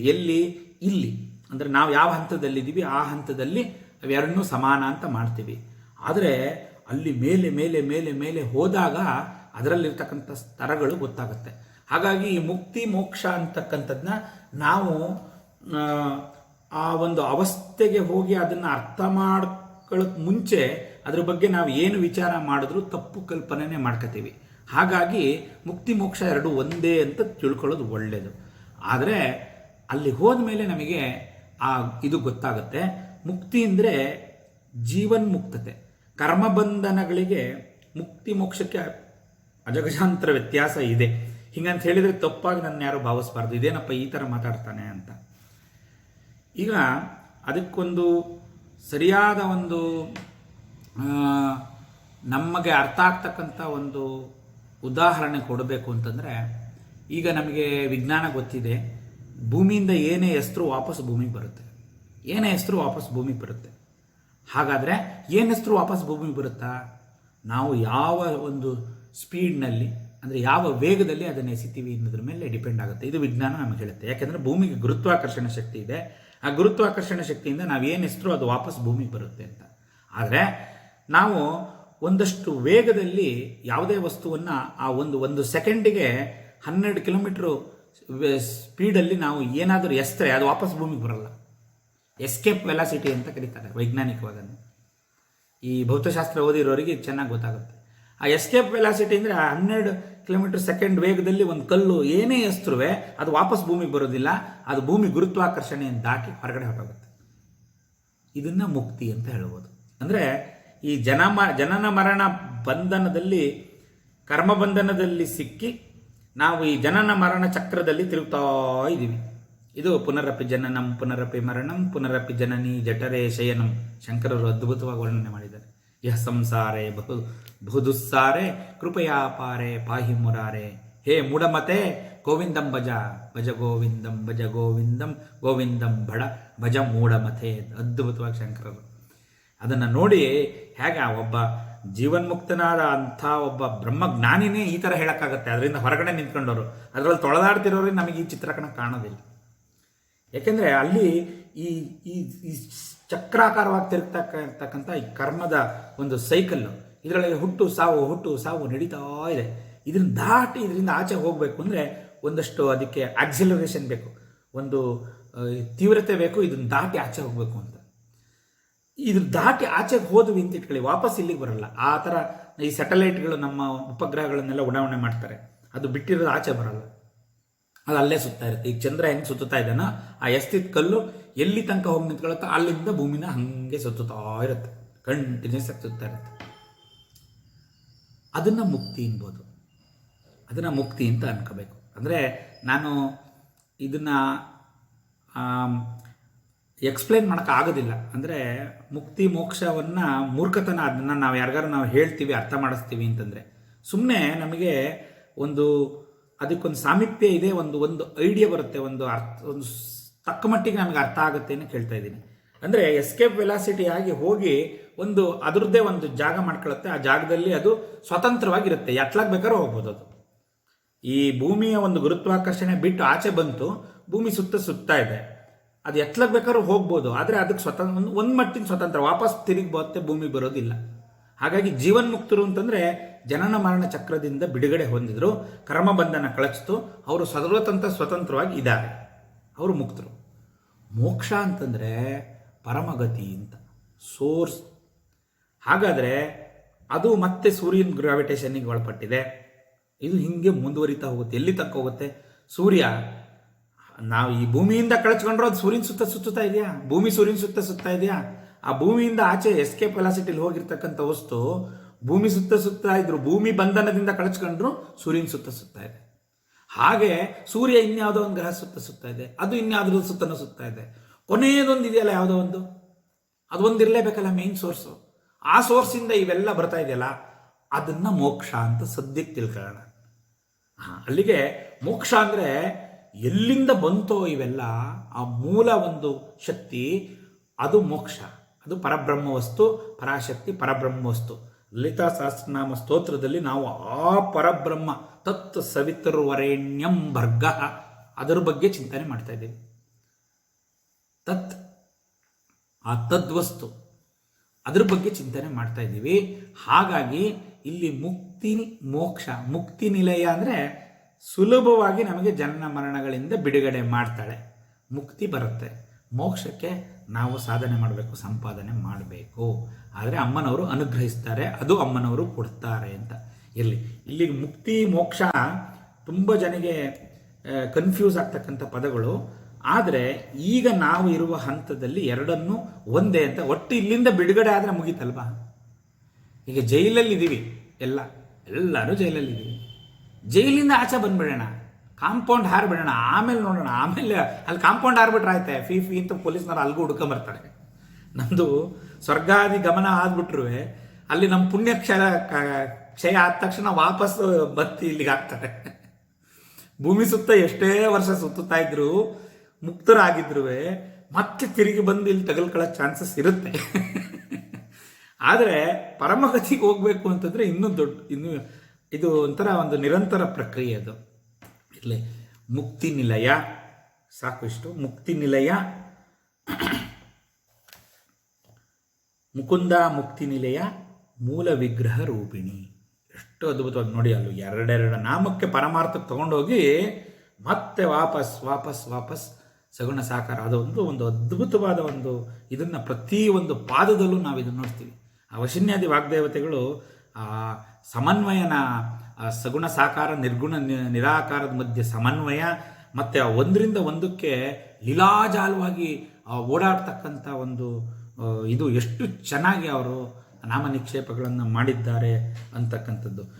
ಮುಕುಂದ ಮುಕ್ತಿ ನಿಲಯ ಆದಮೇಲೆ ಮೂಲ ವಿಗ್ರಹ ರೂಪಣಿಗೆ ಬಂದ್ಬಿಟ್ರು. ಇದು ಏನು ಅರ್ಥಾರ್ಥ ಸಂಬಂಧ ಇಲ್ಲ ಅಂತ. ಇದು ಸ್ವಲ್ಪ ಅರ್ಥ ಆಗೋದಿಲ್ಲ. ಈ ವಿದೇಶಿಯರು ನಮ್ಮ ಭಾರತೀಯ ಸನಾತನ ಧರ್ಮವನ್ನು ಅರ್ಥ ಮಾಡ್ಕೊಳಕ್ಕೆ ಹೋದಾಗ ತುಂಬ ಗೋಜಲು, ಎಂಥದಪ್ಪ ಇದು, ಪರಸ್ಪರ ಕಾಂಟ್ರಡಿಕ್ಟರಿ ಸ್ಟೇಟ್ಮೆಂಟ್ ಅಂತಾರೆ ವೇದದಲ್ಲಿ. ಕಾಂಟ್ರಡಿಕ್ಟರಿ ಸ್ಟೇಟ್ಮೆಂಟ್ ಅಂತ. ವೇದ ಹೆಂಗೆ ಅಂದರೆ, ನೀವು ಏನಾದರೂ ಅಮೇದ್ಯವನ್ನು ಮುಟ್ಟಿದ್ರೆ, ಅಂದರೆ ಯಾವುದಾದ್ರೂ ಎಕ್ಸ್ಕ್ರಿಷನ್ ಏನಾದರೂ ಅದು ಮುಟ್ಟಿದ್ರೆ ತಕ್ಷಣ ನಾವು ಶುದ್ಧಿ ಮಾಡ್ಕೋಬೇಕು, ಸ್ನಾನ ಮಾಡಬೇಕು ಅಂತ ವೇದ ಹೇಳುತ್ತೆ. ಹೌದಾ? ಅದೇ ವೇದ ಹೇಳುತ್ತೆ ಗೋಮೂತ್ರ ಗೋಮಯ ಪರಮ ಪವಿತ್ರವಾಗಿರ್ತಕ್ಕಂಥದ್ದು. ಅದನ್ನು ಎಲ್ಲಾದರೂ ಒಂಚೂರು ಗೋಮೂತ್ರವನ್ನು ಗೋಮಯವನ್ನು ಹಚ್ಚಿದ್ರೆ ಅದು ಪಾವಿತ್ರತೆ ಬರುತ್ತೆ, ಅಲ್ಲಿ ದೇವತಾ ಸಾನ್ನಿಧ್ಯ ಬರುತ್ತೆ ಅಂತ. Cow dung is also a dung ಅಲ್ವಾ? ಆದರೆ ಈ ಥರ ಹೇಳ್ತಾರೆ, ಎಂಥ ಕಾಂಟ್ರಡಿಕ್ಟ್ರಿ ಅಂದರೆ ಅಲ್ಲಿ ಯಾವುದನ್ನು ಹೇಳಿದ್ದಾರೆ ಅಂತ. ಈ ಬೇರೆದೆಲ್ಲ ಅಮೇದ್ಯ, ಅದು ಮುಟ್ಟಿದ್ರೆ ನಾವು ಶುಚಿ ಮಾಡ್ಕೋಬೇಕು. ಆದರೆ ಆ ಪರಮ ಪವಿತ್ರವಾದ ಗೋವಿಂದು ಹೀಗೆ ಅಂತ ಅದನ್ನು ಒಪ್ಕೊಳ್ಳಿಲ್ಲ. ಅಯ್ಯೋ ಎಷ್ಟಾದರೂ ಅದೇ ಅಂದ್ಕೊಂಡಿದ್ರು. ಇತ್ತೀಚೆಗೆ ರಷ್ಯನ್ ಸೈಂಟಿಸ್ಟ್ಗಳು ಈಗೊಂದು 3-4 ಶತಮಾನದಿಂದ ದಶಕಗಳ ಈಚೆಗೆ ಕಂಡುಹಿಡಿದ್ರು cow dung has got 24 antiseptic property ಅಂತ. ಆ 24 ಆಂಟಿಸೆಪ್ಟಿಕ್ ಪ್ರಾಪರ್ಟಿ ಇದೆ. ಅದು fresh cow dung, not buffalo dung. ಅದು ಈಗ HF ಜರ್ಸಿ ಅಲ್ಲ, ನಮ್ಮ ಲೋಕಲ್ ಕೌ ಬ್ರೀಡು. ತುಂಬ ರಿಸರ್ಚ್ ನಡೀತಾ ಇದೆ. ಹಾಲಲ್ಲೂ ಅಷ್ಟೇ. ನಾವು ವಿಷಯಾಂತರ ಮಾಡೋದು ಬೇಡ. ಅಲ್ಲಿಗೆ ಯಾವಾಗಲೂ ನಮ್ಮ ವೇದ ಕಾಂಟ್ರಡಿಕ್ಟರಿ ಇಲ್ಲ, ನಮ್ಮದು ಆ ಸಮನ್ವಯವೇ ಇದೆ. ಆ ದೃಷ್ಟಿಕೋನ ನಾವು ಬೆಳೆಸ್ಕೋಬೇಕು. ಹಾಗಾಗಿ ಇಲ್ಲಿ ನಾವು ಆ ಥರ ವಿರೋಧಾಭಾಸ ಏನೂ ಇಲ್ಲ. ಅದರ ಅನುಬಂಧ ಏನಿದೆ ಅಂತ ನಾವು ನೋಡೋಣ. ಮೂಲ ವಿಗ್ರಹ ರೂಪಿಣಿಗೆ ಬಂದರು. ಈಗ ಮುಕ್ತಿ ನಿಲಯ ಆಯಿತು, ಮೂಲ ವಿಗ್ರಹ ರೂಪಿಣಿ ಅಂದರೆ ಅಮ್ಮನವರು ಸಗುಣ ಸಾಕಾರ ರೂಪ. ಅಲ್ಲಿಂದ ಬರಬೇಕು ನಾವೀಗ ವಾಪಸ್ ಎಲ್ಲಿಗೆ? ಚಿದಗ್ನಿ ಕುಂಡದಿಂದ ಅನುಭವಿಸಿದ್ದು ಉದ್ಯುದ್ಭಾನು ಸಹಸ್ರಾಭ ಚತುರ್ಭಾವ ಸಮನ್ವಿತ, ಅಲ್ಲೆಲ್ಲ ಬಂದರೆ ಮೂಲ ವಿಗ್ರಹ ಬಂತು ನಮಗೆ. ಮೂಲ ವಿಗ್ರಹ ರೂಪಿಣಿ. ಇಷ್ಟಾದರೂ ಅಮ್ಮ ಮೂಲ ವಿಗ್ರಹ ರೂಪಿಣಿ ಅಂದರೆ ಆದಿಶಕ್ತಿ ಸ್ವರೂಪಿಣಿ. ಅದಕ್ಕೆ ಪ್ರಥಮ ರೂಪಳಾಗಿರ್ತಕ್ಕಂಥಳು. ಆ ನಿರ್ಗುಣ ನಿರಾಕಾರ ತತ್ವ ಒಂದು ಸಗುಣ ಸಾಕಾರ ರೂಪ ಪ್ರಥಮವಾಗಿ ಏನು ತಗೋತೋ ಆ ಸಗುಣ ಸಾಕಾರ ರೂಪ ದಿವ್ಯ ಮಂಗಳ ವಿಗ್ರಹ ಇದೆಯಲ್ಲ, ಆ ವಿಗ್ರಹ ಮೂಲ ವಿಗ್ರಹ ರೂಪಿಣಿ. ಆ ಅಮ್ಮನವರು ಆ ಮೂಲ ವಿಗ್ರಹ ವಿಶಿಷ್ಟವಾಗಿ ಗ್ರಹಿಸ್ತಕ್ಕಂಥ ಶಕ್ತಿ. ಆ ವಿಗ್ರಹ ಭಗವತ್ ಶಕ್ತಿಯನ್ನು ಗ್ರಹಿಸಿ ಆ ಮಂತ್ರಶಕ್ತಿಯನ್ನು ಆ ವಿಗ್ರಹದ ಮೂಲಕ ಹೊರಹೊಮ್ಮಿಸುತ್ತೆ. ಹಾಗಾಗಿ ಮೂಲ ವಿಗ್ರಹ ರೂಪಿಣಿ. ಅದನ್ನೇ ನಾವು ಇನ್ನೂ ಬೇರೆ ಬೇರೆ ನಾಮಗಳಲ್ಲಿ ಮೂಲ ಮಂತ್ರಾತ್ಮಿಕ ತಂತ್ರರೂಪ ಕಲೇವರ ಅಂತಕ್ಕಂಥ ನಾಮಗಳೆಲ್ಲ ವಿಸ್ತಾರವಾಗಿ ಇದ್ರ ಬಗ್ಗೆ ನಾವು ನೋಡಿದ್ದೀವಿ. ಹಾಗಾಗಿ ಆ ಮೂಲ ವಿಗ್ರಹ ರೂಪಿಣಿ, ಆ ಮುಕುಂದ ಮುಕ್ತಿ ನಿಲಯ ಆಗಿರ್ತಕ್ಕಂಥ ತಾಯಿ ಮೂಲ ಅಂದರೆ ಲಲಿತಾಂಬಿಕೆ ಎಲ್ಲ ಶಕ್ತಿಗಳ ಮೂಲವಾಗಿದ್ದಾಳೆ ಅಂತ. ವಿಗ್ರಹ ಅಂದರೆ ವ್ಯಕ್ತವಾಗ್ತಕ್ಕಂಥದ್ದು ಅಂತ ಇದರ ಅರ್ಥ. ಒಂದು ಸ್ಥೂಲಾರ್ಥ ಮೂಲ ವಿಗ್ರಹ ರೂಪಿಣಿ ಆಯಿತು. ಆದರೆ ವಿಗ್ರಹ ಅಂದರೆ ವ್ಯಕ್ತವಾಗುವಿಕೆ ಅಂತ, ಮೂರ್ತ ರೂಪ ತಾಳುವಿಕೆ. ಮತ್ತು ಆ ಮೂಲ ಶಬ್ದ ಹುಟ್ಟು, ಆ ಒಂದು ನಿಜವಾದ ಒಂದು ಬುನಾದಿ ಅಡಿಪಾಯ ಮೊದಲಾದ ಅರ್ಥನ ಆ ಮೂಲ ವಿಗ್ರಹ ಮೂಲ ವಿಗ್ರಹ ಅನ್ನೋದು ಮೂಲ ರೂಪವಾಗಿರ್ತಕ್ಕಂಥದ್ದು ಆ ತಾಯಿಯ ಸ್ವರೂಪ ಅಂತ. ಈ ಬಹುರಚೋಪನಿಷತ್ ಅಂತ ಒಂದು ಉಪನಿಷತ್ತಿದೆ. ಆ ಉಪನಿಷತ್ತು ಅದು ಆದಿಯಲ್ಲಿ ಕೇವಲ ದೇವಿ ಒಬ್ಬಳೇ ಅಸ್ತಿತ್ವದಲ್ಲಿದ್ಲು ಅಂತ ಹೇಳುತ್ತೆ. ಅವಳಿಂದಲೇ ಬ್ರಹ್ಮ ವಿಷ್ಣು ಮಹೇಶ್ವರ ರುದ್ರರು ಅನುಭವಿಸಿದರು. ಆಕೆ ಮಹಾ ತ್ರಿಪುರ ಸುಂದರಿ ಅಂತ ಕರೀತಾರೆ ಅಂತ ಆ ಉಪನಿಷತ್ತು ಮುಂದುವರಿತಾ ಆ ದೇವಿದು ಬೇರೆ ಬೇರೆ ರೂಪಗಳನ್ನು ಬೇರೆ ಬೇರೆ ಹೆಸರುಗಳಲ್ಲಿ ಬೇರೆ ಬೇರೆ ರೂಪಗಳನ್ನು ವರ್ಣನೆ ಮಾಡುತ್ತೆ. ಅದರಲ್ಲಿ ಷೋಡಶಿ, ಪಂಚದಶಿ, ಬಾಲ, ಚಂಡಿ ಮುಂತಾದ ವಿವಿಧ ರೂಪಗಳನ್ನು ಮಾಡಿದ್ಲು ಅಂತ. ಅದನ್ನೇ ಬಹುರೂಪ ಅಂತ ಮುಂದೆ ನಾಮ ಬರುತ್ತೆ. ಅದಕ್ಕೆ ನಾವು ಇದನ್ನ ಸಮನ್ವಯ ಮಾಡ್ಕೋಬೋದು. ಮುಂದೆ ಇವತ್ತೇ ಬರುತ್ತೆ ಬಹುರೂಪ ಅಂತ ಅಲ್ಲಿ. ಅಂದರೆ ಮೂಲ ವಿಗ್ರಹ ರೂಪಿಣಿ. ಅದಾದ ಮೇಲೆ ಒಂದು ವಿಶೇಷವಾದ ಇನ್ನೊಂದು ನಾಮಗುಚ್ಛಕ್ಕೆ ನಾವು ಪ್ರವೇಶ ಮಾಡ್ತಾ ಇದ್ದೀವಿ. ಭಾವಜ್ಞ ಭವರೋಗಗ್ನಿ ಭವಚಕ್ರ ಪ್ರವರ್ತಿನಿ. ನೋಡಿ, ಒಂದೊಂದು ಪಾದದಲ್ಲೂ ಪ್ರಾರಂಭವಾಗ್ತಕ್ಕಂಥ ಅಕ್ಷರ ಸೂಕ್ಷ್ಮವನ್ನು ಗಮನಿಸಬೇಕು. ಪ್ರತಿ ಸತಿ ಇದರಲ್ಲಿ ಎಲ್ಲದರಲ್ಲೂ ಒಂದೊಂದು ಅಕ್ಷರವೂ ಬೀಜಾಕ್ಷರವೇ ಇಲ್ಲ ಅಂತ ನಾವು ಹೇಳಲ್ಲ. ಆದರೆ ಆ ಒಂದೊಂದು ವಿಶೇಷವಾದ ಅಕ್ಷರಗಳ ಒಂದು ಮಾಲೆ, ಅದಕ್ಕೆ ಇದನ್ನು ಮಾಲಾ ಮಂತ್ರ ಅಂತ ಯಾಕೆ ಕರೀತಾರೆ ಅಂದರೆ ಆ ಮಾಲೆಗಳಲ್ಲಿ ಆ ಒಂದೇ ಥರವಾದ ಹೂವನ್ನು ಒಂದೊಂದು ಕಡೆಗೆ ಹಾಕಿರ್ತಾರೆ. ಒಂದಷ್ಟು ಕೆಂಪು ಹೂವಿನ ದಂಡೆ, ಅದರ ಮೇಲೊಂದು ಹಸಿರು ಹೂವಿಂದು, ಅದರ ಮೇಲೆ ಇನ್ನೊಂದು ಬಿಳಿ ಹೂವಿಂದು. ಆ ಮಾಲೆ, ಆ ಅಲಂಕಾರ ಮಾಲೆಗೆ ಬರಬೇಕು ಅಂದರೆ ಆ ಒಂದು ಸಮಾನವಾಗಿರ್ತಕ್ಕಂಥ ಹೂಗಳನ್ನು ಒಂದು ಕಡೆ ಹಾಕಿರ್ತಾರೆ. ಕೆಲವು ಕಡೆ ಒಂದೊಂದು ಮಿಕ್ಸ್ ಮಾಡಿಬಿಟ್ಟಿರ್ತಾರೆ. ಒಂದೆರಡು ಬಿಳಿ ಹೂ ಮಧ್ಯೆ ಒಂದು ಹಸಿರು ಎಲೆನೂ ಇಟ್ಟಿರ್ತಾರೆ. ಆ ಥರ ಆವಾಗ ಅದೊಂದು ಮಹಾಮಾಲ ಆಗುತ್ತೆ. ಇದು ಮಹಾಮಾಲಾ ಮಂತ್ರ. ಆ ಮಹಾಮಾಲಾ ಮಂತ್ರದಲ್ಲಿ ಆ ಅಕ್ಷರಗಳು, ಪದಗಳು ಅದನ್ನು ಯಾವ ರೀತಿ ಜೋಡಿಸಿದ್ದಾರೆ, ವಶಿನ್ಯಾದಿ ವಾಗ್ದೇವತೆಗಳ ಚಮತ್ಕಾರ ನಾವಿಲ್ಲಿ ನೋಡಬೇಕು. ಇಲ್ಲಿ ಭಾವಗ್ನ, ಭವರೋಗಗ್ನಿ, ಭವಚಕ್ರ ಪ್ರಭರ್ತಿನಲ್ಲಿ ಭಕಾರ ನಿಕ್ಷೇಪವಾಗಿರೋದನ್ನ ಸಾವು ಎಲ್ಲ ಸೂಕ್ಷ್ಮವಾಗಿ ಗಮನಿಸಬೇಕು. ಆ ಬೀಜಾಕ್ಷರದ ಅರ್ಥ ಅದರದ್ದು ಒಂದು ಸ್ವರೂಪ ಗೊತ್ತಿರತಕ್ಕಂಥ ಮಂತ್ರಜ್ಞರಿಗೆ ಇದು ಬಹಳ ಆಪ್ಯಾಯಮಾನವಾಗಿರ್ತಕ್ಕಂಥ ನಾಮ. ಪ್ರತಿಯೊಂದು ಅಷ್ಟೇ, ಮುಕುಂದ ಮುಕ್ತಿ ನಿಲಯ ಮೂಕಾರ ಬಂದಿದೆ, ವಿಶೃಂಖಲ ವಿವಸ್ತತ್ತ ವಿ ಬಂದಿದೆ, ಪ್ರಾಣೇಶ್ವರಿ ಪ್ರಾಣದಾತ್ರಿ ಪ್ರ ಬಂದಿದೆ. ಇದನ್ನೇ ಗಮನಿಸ್ತಾ ಹೋಗಬೇಕು. ಮುಂದೆನೂ ಅದೇ ಥರ ಬರ್ತಾ ಹೋಗುತ್ತೆ. ಭಾವಗ್ನ, ಇಲ್ಲಿ ಭವ, ಇದ್ರ ಬಗ್ಗೆನೂ ನಾವು ಸಾಕಷ್ಟು ವಿಚಾರ ಮಾಡಿದ್ದೀವಿ. ಇದನ್ನು ಭವ ಸಾಗರ ಅಂತ ಕರಿತೀವಿ. ಆ ಭವ ಸ್ವರೂಪ, ಆ ಭವದ ಸ್ವರೂಪವೇ ಈ ತಾಯಿ. ಅಂದರೆ ಭವ ಅಂದರೆ ಸಂಸಾರ ಅಂತ ಒಂದರ್ಥ, ಸಂಸಾರ ದಶೆ.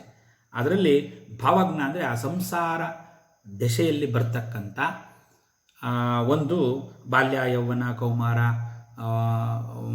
ವೃದ್ಧಾಪ್ಯ ಇತ್ಯಾದಿಗಳಿರ್ಬೋದು. ಇನ್ನು ಅನೇಕ ಈ ಸಂಸಾರದಲ್ಲಿ ಬರ್ತಕ್ಕಂಥ ಪ್ರಧಾನವಾಗಿ 6 ಭಾವಗಳು ಬರುತ್ತೆ. ಇರುವಿಕೆ, ಅದನ್ನು ನಾವು ಹಿಂದೆ ಚರ್ಚೆ ಮಾಡಿದ್ದೀವಿ. ಸ್ವಭಾವ, ಅಭಿಪ್ರಾಯ ಮತ್ತು ಆಕಾರ, ಹುಟ್ಟುವಿಕೆ, ಈ ಎಲ್ಲ ಒಂದು 6 ಪ್ರಧಾನ ಭಾವಗಳು. ಅದರಿಂದ ಈ ಪ್ರಪಂಚ ನಿರ್ಮಾಣ ಆಗಿದೆ. ಅದರಲ್ಲಿ ಜ್ಞಾನಿ, ಇದಕ್ಕೆ ಭಾವನಕ್ಕೆ ಭಾವಜ್ಞಾನ, ಭಾವ ಅನ್ನೋದಕ್ಕೆ ನಿಘಂಟಲ್ಲಿ ಬಹಳ ವಿಶೇಷವಾಗಿರ್ತಕ್ಕಂಥ ಹಲವಾರು ಅರ್ಥ ಇದೆ. ಉದಾಹರಣೆಗೆ ರೂಪಾಂತರ ಹೊಂದತಕ್ಕಂಥದ್ದು, ಒಂದಾಗ ಒಂದು ಅದನ್ನೇ ಬಾಲ್ಯ, ಯೌವನ, ಕೌಮಾರ ಈ ಥರ ರೂಪಾಂತರ ಹೊಂದತಕ್ಕಂಥದ್ದು. ಅದು ಮುಂದುವರಿದು ಪರಿಸ್ಥಿತಿ, ಗುಣ, ಉದ್ದೇಶ, ಒಂದು ದೃಢ ನಿಶ್ಚಯಕ್ಕೆ ಭಾವ ಅಂತ ಕರೀತಾರೆ. ಪಂಡಿತ, ಪ್ರಪಂಚ, ಗರ್ಭ, ಅತಿಮಾನುಷ ಶಕ್ತಿ, ಧ್ಯಾನ ಅಂತಕ್ಕಂಥ ಅರ್ಥ ನಿಘಂಟಲ್ಲಿ ನಮಗೆ ಸಿಗುತ್ತೆ. ಭಾವ ಮುಖ್ಯ. ಇದನ್ನೆಲ್ಲ ತಿಳಿದವಳು ತಾಯಿ ಭಾವಜ್ಞ.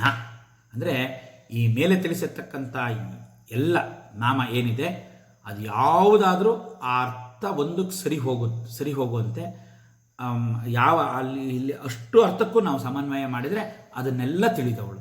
ಈಗೇನೇನು ಮೇಲೆ ನಿಘಂಟ ಅರ್ಥಗಳನ್ನು ಹೇಳಿದ್ವಿ ಅದೆಲ್ಲವದನ್ನು ತಿಳಿದವಳು ಭಾವಜ್ಞ ಇವಳು. ಹಾಗಾಗಿ ಅಂದರೆ ಬ್ರಹ್ಮಾಂಡದ ಸೃಷ್ಟಿ ಸ್ಥಿತಿ ಲಯ ವಿಚಾರ ಸಕಲ ಭಾವಗಳನ್ನು ಅರಿತವಳು ಅಂತಕ್ಕಂಥ ನಾಮನು ನಮಗೆ ಇಲ್ಲಿ ತಿಳಿಯುತ್ತೆ. ಇಲ್ಲಿ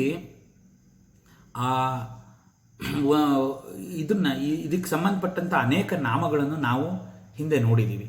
ಈ ಭಾವ ಶಬ್ದನೂ ಆ ಭೂ ಅಂದರೆ ನಿರ್ಬಂಧಿತ ಅಂತಕ್ಕಂಥ ಶಬ್ದ ಮೂಲದಿಂದ ಉತ್ಪನ್ನ ಆಗಿದೆ. ಆ ಮೂಲನೇ ಆ ಮೂಲ ಪ್ರಕೃತಿ ನಾಮ. ಮೂಲ ಪ್ರಕೃತಿರ ಅವ್ಯಕ್ತ, ವ್ಯಕ್ತಾವ್ಯಕ್ತ ಸ್ವರೂಪಿಣಿ ಅಂತ ನಾವೇನು ನೋಡಿದ್ವಿ ಅಲ್ಲಿ ಇದ್ರ ಬಗ್ಗೆ ಸುದೀರ್ಘವಾಗಿ ಚರ್ಚೆ ಮಾಡಿದ್ದೀವಿ. ಆ ಅರ್ಥವನ್ನು ಅದನ್ನು ಅಂಥ ಒಂದು ಇದನ್ನು ನಾವಿಲ್ಲಿ ಅರ್ಥ ಮಾಡ್ಕೋಬೇಕು. ಅಂದರೆ ಮೂಲ ಪ್ರಕೃತಿರ ಅವ್ಯಕ್ತ, ವ್ಯಕ್ತಾವ್ಯಕ್ತ ಸ್ವರೂಪಿಣಿ ಅಂತ. ಆ ವ್ಯಕ್ತ ಸ್ವರೂಪ ಮೂಲ ಪ್ರಕೃತಿಯಿಂದ ಅವ್ಯಕ್ತವಾಗಿದ್ದು ವ್ಯಕ್ತವಾಯ್ತಲ್ಲ, ಆ ವ್ಯಕ್ತ ಸ್ವರೂಪನೇ ಭಾವ. ಅದನ್ನೇ ಭಾವಜ್ಞ ಅಂದರೆ ಅದನ್ನೆಲ್ಲ ಅರಿತಿರ್ತಕ್ಕಂಥ ತಾಯಿಗಳು. ಹಾಗಾಗಿ ಭಾವಜ್ಞ ಅಂತ ಇಲ್ಲಿ ಭಾವಜ್ಞ, ಭವರೋಗಗ್ನಿ. ಇದು ಸರಿಯಾಗಿ ಅರಿತರೆ ಭವನೇ ಬಂಧನ ಆಗುತ್ತೆ, ಭಾವ ಆಗುತ್ತೆ, ಅದೇ ಬಂಧನ ಆಗುತ್ತೆ, ಆಮೇಲೆ ಅದೇ ಮೋಕ್ಷ ಆಗುತ್ತೆ. ಆ ಭವದಿಂದಲೇ ಮೋಕ್ಷನ ಹೊಂದ್ಬೋದು. ಭವಾನಿ ಭಾವನಾ ಗಮ್ಯ, ಅವಳನ್ನು ಹೊಂದಕ್ಕೂ ಈ ಭಾವನೆನೇ ನಾವು ಒಂದು ಟೂಲ್, ಒಂದು ಉಪಕರಣವನ್ನಾಗಿ ಮಾಡ್ಬೋದು. ಇಲ್ಲಾಂದರೆ ಈ ಸಂಸಾರದಲ್ಲಿ ಬಿದ್ದು ಒದ್ದಾಡಿದ್ರೆ ಅದೇ ಭವರೋಗ ಆಗುತ್ತೆ. ಆಯಿತಾ? ಈ ಭವರೋಗಗ್ನಿ ಅಂದರೆ ಅದು ವಿಷಯಾಸಕ್ತವಾಗಿದ್ದ ಪ್ರಪಂಚದ ಕಡೆಗೆ ಆ ಭಾವವನ್ನು ಹೊರಳಿಸಿದ್ರೆ ನಾವು ಇರ್ತಕ್ಕಂಥ ಒಂದು ಅದ್ಭುತವಾದ ಒಂದು ಸಲಕರಣೆ ಭಗವಂತ ನಮಗೆ ಕೊಟ್ಟಿರ್ತಕ್ಕಂಥದ್ದು ಭಾವ. ಅದು ಆ ಭಾವನೆ ಅಂತಕ್ಕಂಥದ್ದು ಮನುಷ್ಯರಿಗೆ ಪ್ರಧಾನವಾಗಿ, ಪ್ರಾಣಿಗಳಿಗೂ ಇದೆ, ಆದರೆ ಇಷ್ಟು ತೀವ್ರವಾಗಿಲ್ಲ ಆ ಭಾವ. ಪ್ರಾಣಿಗಳಲ್ಲಿ ಬರೀ ವಿಷಯಾಸಕ್ತವಾಗಿ ಬರೀ ಆಹಾರ, ನಿದ್ರೆ, ಮೈಥುನ ಇತ್ಯಾದಿಗಳಿಗೆ ಮಾತ್ರ ಅದು ಸೀಮಿತ ಆಗಿದೆ. ಮನುಷ್ಯ ಅದನಿಗೆ ಅದು ವಿಕಸನ ಆಗಿ ಅದನ್ನು ಯಾವ ಮಟ್ಟಕ್ಕೂ ಬೇಕಾದ್ರೂ ನಾವು ಅದನ್ನು ತಗೊಂಡು ಹೋಗ್ಬೋದು. ಆ ಭಾವನ ನಾವು ಸರಿಯಾಗಿ ಉಪಯೋಗಿಸ್ಕೊಳ್ಳೋದಲ್ಲೇ ಪ್ರಪಂಚ ಕಡೆ ತಿರುಗಿಸಿದ್ರೆ, ಆ ಪ್ರಪಂಚಕ್ಕೆ ತಿರ್ಕೊಂಡು ಪ್ರಪಂಚ ವಿಷಯಾಸಕ್ತವಾಗಿ ಭಾವ ಇದ್ದರೆ ಆ ಭವರೋಗ ಆಗಿ ನಮಗೆ ಪರಿಣಮಿಸುತ್ತೆ, ಕಾಡುತ್ತೆ. ಅದನ್ನೇ ಭವರೋಗ ಆಗುತ್ತೆ. ಆ ಭವರೋಗಗ್ನಿ ಅಂದರೆ ಈ ಭವರೋಗದಿಂದ ಆ ಭವರೋಗವನ್ನು ನಿವಾರಣೆ ಮಾಡಿ ನಮ್ಮನ್ನು ಭವಾನಿ ಭಾವನಾ ಗಮ್ಯ ಭಾವನೆಯಿಂದ ಅವಳನ್ನು ಹೊಂದಿ ನಮಗೆ ಮೋಕ್ಷವನ್ನು ಕೊಡ್ತಕ್ಕಂಥವಳು. ಆದ್ದರಿಂದ ಭವರೋಗಗ್ನಿ ಅಂದರೆ ಜನನ ಮರಣ ರೂಪವಾದ ಪ್ರಪಂಚದಲ್ಲಿರುವ ಬಂಧನ, ಕಷ್ಟ, ರೋಗಗಳನ್ನು ಪರಿಹರಿಸ್ತಕ್ಕಂಥವಳು ತಾಯಿ ಭವರೋಗಗ್ನಿ ಅಂತ. ಅಂದರೆ ಭವರೋಗ ಅಂತಂದರೆ ಸಂಸಾರವೆಂಬ ರೋಗ, ಭವಚಕ್ರ ಪ್ರವರ್ತಿನಿ ಅಂತೆ. ಭವರೋಗಗ್ನಿ ಭವಚಕ್ರ ಪ್ರವರ್ತಿನಿ ಅಂತಂದರೆ ಈ ಒಂದು ಭವಚಕ್ರ ನಡೀತಾ ಇದೆಯಲ್ಲ, ಪ್ರಪಂಚ ನಡೀತಾ ಇರಬೇಕಾದ್ರೆ, ಯಾಕೆಂದರೆ ಅಮ್ಮ ಪ್ರಪಂಚ ನಿರ್ಮಾಣ ಮಾಡಿದಾಗ ಮಾಯನು ನಿರ್ಮಾಣ ಮಾಡಿದ್ಲು ಅಂತ ಮಾಯಾ ಅನ್ನೋ ನಾಮದಲ್ಲಿ ನಾವು ನೋಡಿದ್ದೀವಿ. ಮಾಯಾ ಅಂದರೆ ಯಾವ ಥರ ಬಾಧಿಸ್ತಾ ಇದೆ, ಯಾವ ಥರ ಬೇಕಾದ್ರೂ ಮಾಯ ನಮ್ಮನ್ನು ಬಾಧಿಸ್ಬೋದು. ಮೋಹದಿಂದ ನಮ್ಮನ್ನು ಬಾಧಿಸ್ಬೋದು, ನಮ್ಮಲ್ಲಿರ್ತಕ್ಕಂಥ ಪ್ರೀತಿ ವಾತ್ಸಲ್ಯದಿಂದ ಬಾಧಿಸ್ಬೋದು. ಮಮಕಾರ, ಅದೇ ಮಮಕಾರ ಆಗುತ್ತೆ, ಮಮಕಾರ ಇರ್ಬೋದು. ಈ ಥರ ಅನೇಕ ವಿಧವಾದ ಪಾಶಗಳಿಂದ ಬಂಧಿಸಲ್ಪಟ್ಟಿದೆ ಪ್ರಪಂಚನ. ಆ ಪ್ರಪಂಚ ನಿರ್ವಹಣೆಗೆ ಒಂದು ಸೂತ್ರ ಮಾಡಿದ್ದಾಳೆ, ಅದ್ರ ಪಾಡಿಗೆ ಅದು ನಡ್ಕೊಂಡು ಹೋಗೋಕೆ ಏನೋ ಒಂದು ವ್ಯವಸ್ಥೆ ಮಾಡಿದ್ದಾಳೆ. ಆ ವ್ಯವಸ್ಥೆ ಒಳಗಡೆ ಅದೇ ಪಾಶ ಆಗಿಬಿಟ್ಟಿದೆ ನಮಗೆ. ಹಾಗಾಗಿ ಅದೇ ನಮಗೆ ಬಾಧೆ ಆಗಿದೆ, ಅದೇ ರೋಗ ಆಗಿಬಿಡುತ್ತೆ. ನಾವು ಅದನ್ನು ಸರಿಯಾಗಿ ಅರ್ಥ ಮಾಡ್ಕೊಳ್ದೇ ಇದ್ದರೆ, ಆ ಅಮ್ಮನವರ ಅನುಗ್ರಹ ಇಲ್ಲದೇ ಇದ್ದರೆ, ಆ ಗುರುಗಳ ಒಂದು ಕೃಪೆ ಇಲ್ಲದೆ ಸರಿಯಾಗಿ ಸಾಧನೆ ಮಾಡದೇ ಇದ್ದರೆ ಅದೇ ರೋಗವಾಗಿ ನಮ್ಮನ್ನು ಕಾಡುತ್ತೆ. ಆ ರೋಗವನ್ನು ನಿವಾರಣೆ ಮಾಡ್ತಕ್ಕಂಥವಳು ಅವಳೇ. ಅದರಿಂದ ಭವರೋಗಗ್ನಿ ಅಂತ ಇದನ್ನೆಲ್ಲ. ಆಮೇಲೆ ಭವಚಕ್ರ ಪ್ರವರ್ತಿನಿ. ಈ ಭವಚಕ್ರಕ್ಕೆ ಭವಚಕ್ರ ಇದು ಸಂಸಾರ ನಡಿಬೇಕು, ಈ ಪ್ರಪಂಚ ನಿರ್ವಹಣೆ ಆಗಬೇಕು ಅಂತಂದರೆ ಆ ಭವಚಕ್ರನೂ ಅಮ್ಮನವರೇ ನಿರ್ಮಾಣ ಮಾಡಿರೋದು. ಇದು ನಿರಂತರವಾಗಿ ಅದರಿಚ್ಛೆಗೆ ಒಂದು ಸರಿ ಸೃಷ್ಟಿ ಮಾಡಿಬಿಟ್ಬಿಟ್ರು, ಆಮೇಲೆ ಅದು ಆಟೋಮೇಷನ್ ಅಲ್ಲಿ ಅದು ನಡಿಬೇಕು ಅಂದರೆ ಆ ಭವಚಕ್ರ ಚಕ್ರಾಕಾರವಾಗಿ, ಅಂದರೆ ಕಂಟಿನ್ಯೂಸ್ ಆಗಿ ಚಕ್ರ ಉಳಿದಂಗೆ ಆ ಕಾಲಚಕ್ರದ ಜೊತೆ ಈ ಪ್ರಪಂಚನೂ ನಿರ್ವಹಣೆ ಆಗಬೇಕು ಅಂತ ಆದಾಗ ಆ ಭವಚಕ್ರನೂ ನಿರ್ಮಾಣ ಮಾಡಿದ್ವಿ. ಆ ಕಾಲಚಕ್ರ ಜೊತೆಗೆ ಭವಚಕ್ರನೂ ಇದೆ. ಆ ಭವಚಕ್ರ ಪ್ರವರ್ತಿನಿ ಇದು ನಿರಂತರವಾಗಿ ನಡ್ಕೊಂಡು ಹೋಗಬೇಕು. ಈ ಥರದ್ದೊಂದು ಇದನ್ನು ಸೃಷ್ಟಿ ಮಾಡಿದ್ಲು. ಆ ಮಾಯೆಯಿಂದ ಎಲ್ಲ ಚಕ್ರ ರೂಪದಲ್ಲಿ ತಿರ್ಕೊಂಡು ಎಲ್ಲ ಪ್ರಪಂಚ ನಡ್ಕೊಂಡು ಹೋಗ್ತಾ ಇದೆ. ಹಾಗಾಗಿ ಭವಚಕ್ರ ಪ್ರವರ್ತಿನಿ. ಚಕ್ರ ಅಂದರೆ ಅದೇ ಬಂಡಿ ಹೇಗೆ ತಿರುಗುತ್ತೆ, ಜಗತ್ತು ತನ್ನ ಕಾರ್ಯದಲ್ಲಿ ನಡೀತಾ ಇರುವಂತೆ ನಿಯಮಗಳನ್ನು ರೂಪಿಸಿದ್ದಾಳೆ. ಇದು ದೇಹ ವ್ಯಾಪಾರಕ್ಕೆ ದೇಹದಲ್ಲೂ ಚಕ್ರಗಳಿದೆ, ಅದೇ ಷಟ್ ಚಕ್ರಗಳು. ಅಲ್ಲಿ ಭವಚಕ್ರ ಪ್ರವರ್ತಿನಿ, ಇಲ್ಲಿ ಯೋಗ ಪರವಾಗಿ ಅರ್ಥ ತಗೊಂಡ್ರೆ ಒಳಗಡೆ ಆ ಷಟ್ ಚಕ್ರ ಪ್ರವರ್ತಿನಿ, ಒಳಗಡೆ ಆ ಷಟ್ ಮತ್ತು ಸಹಸ್ರಾರ ಕಮಲ, ಈ ಥರ ಆ ಚಕ್ರ. ಈ ಭವರೋಗಗ್ನಿ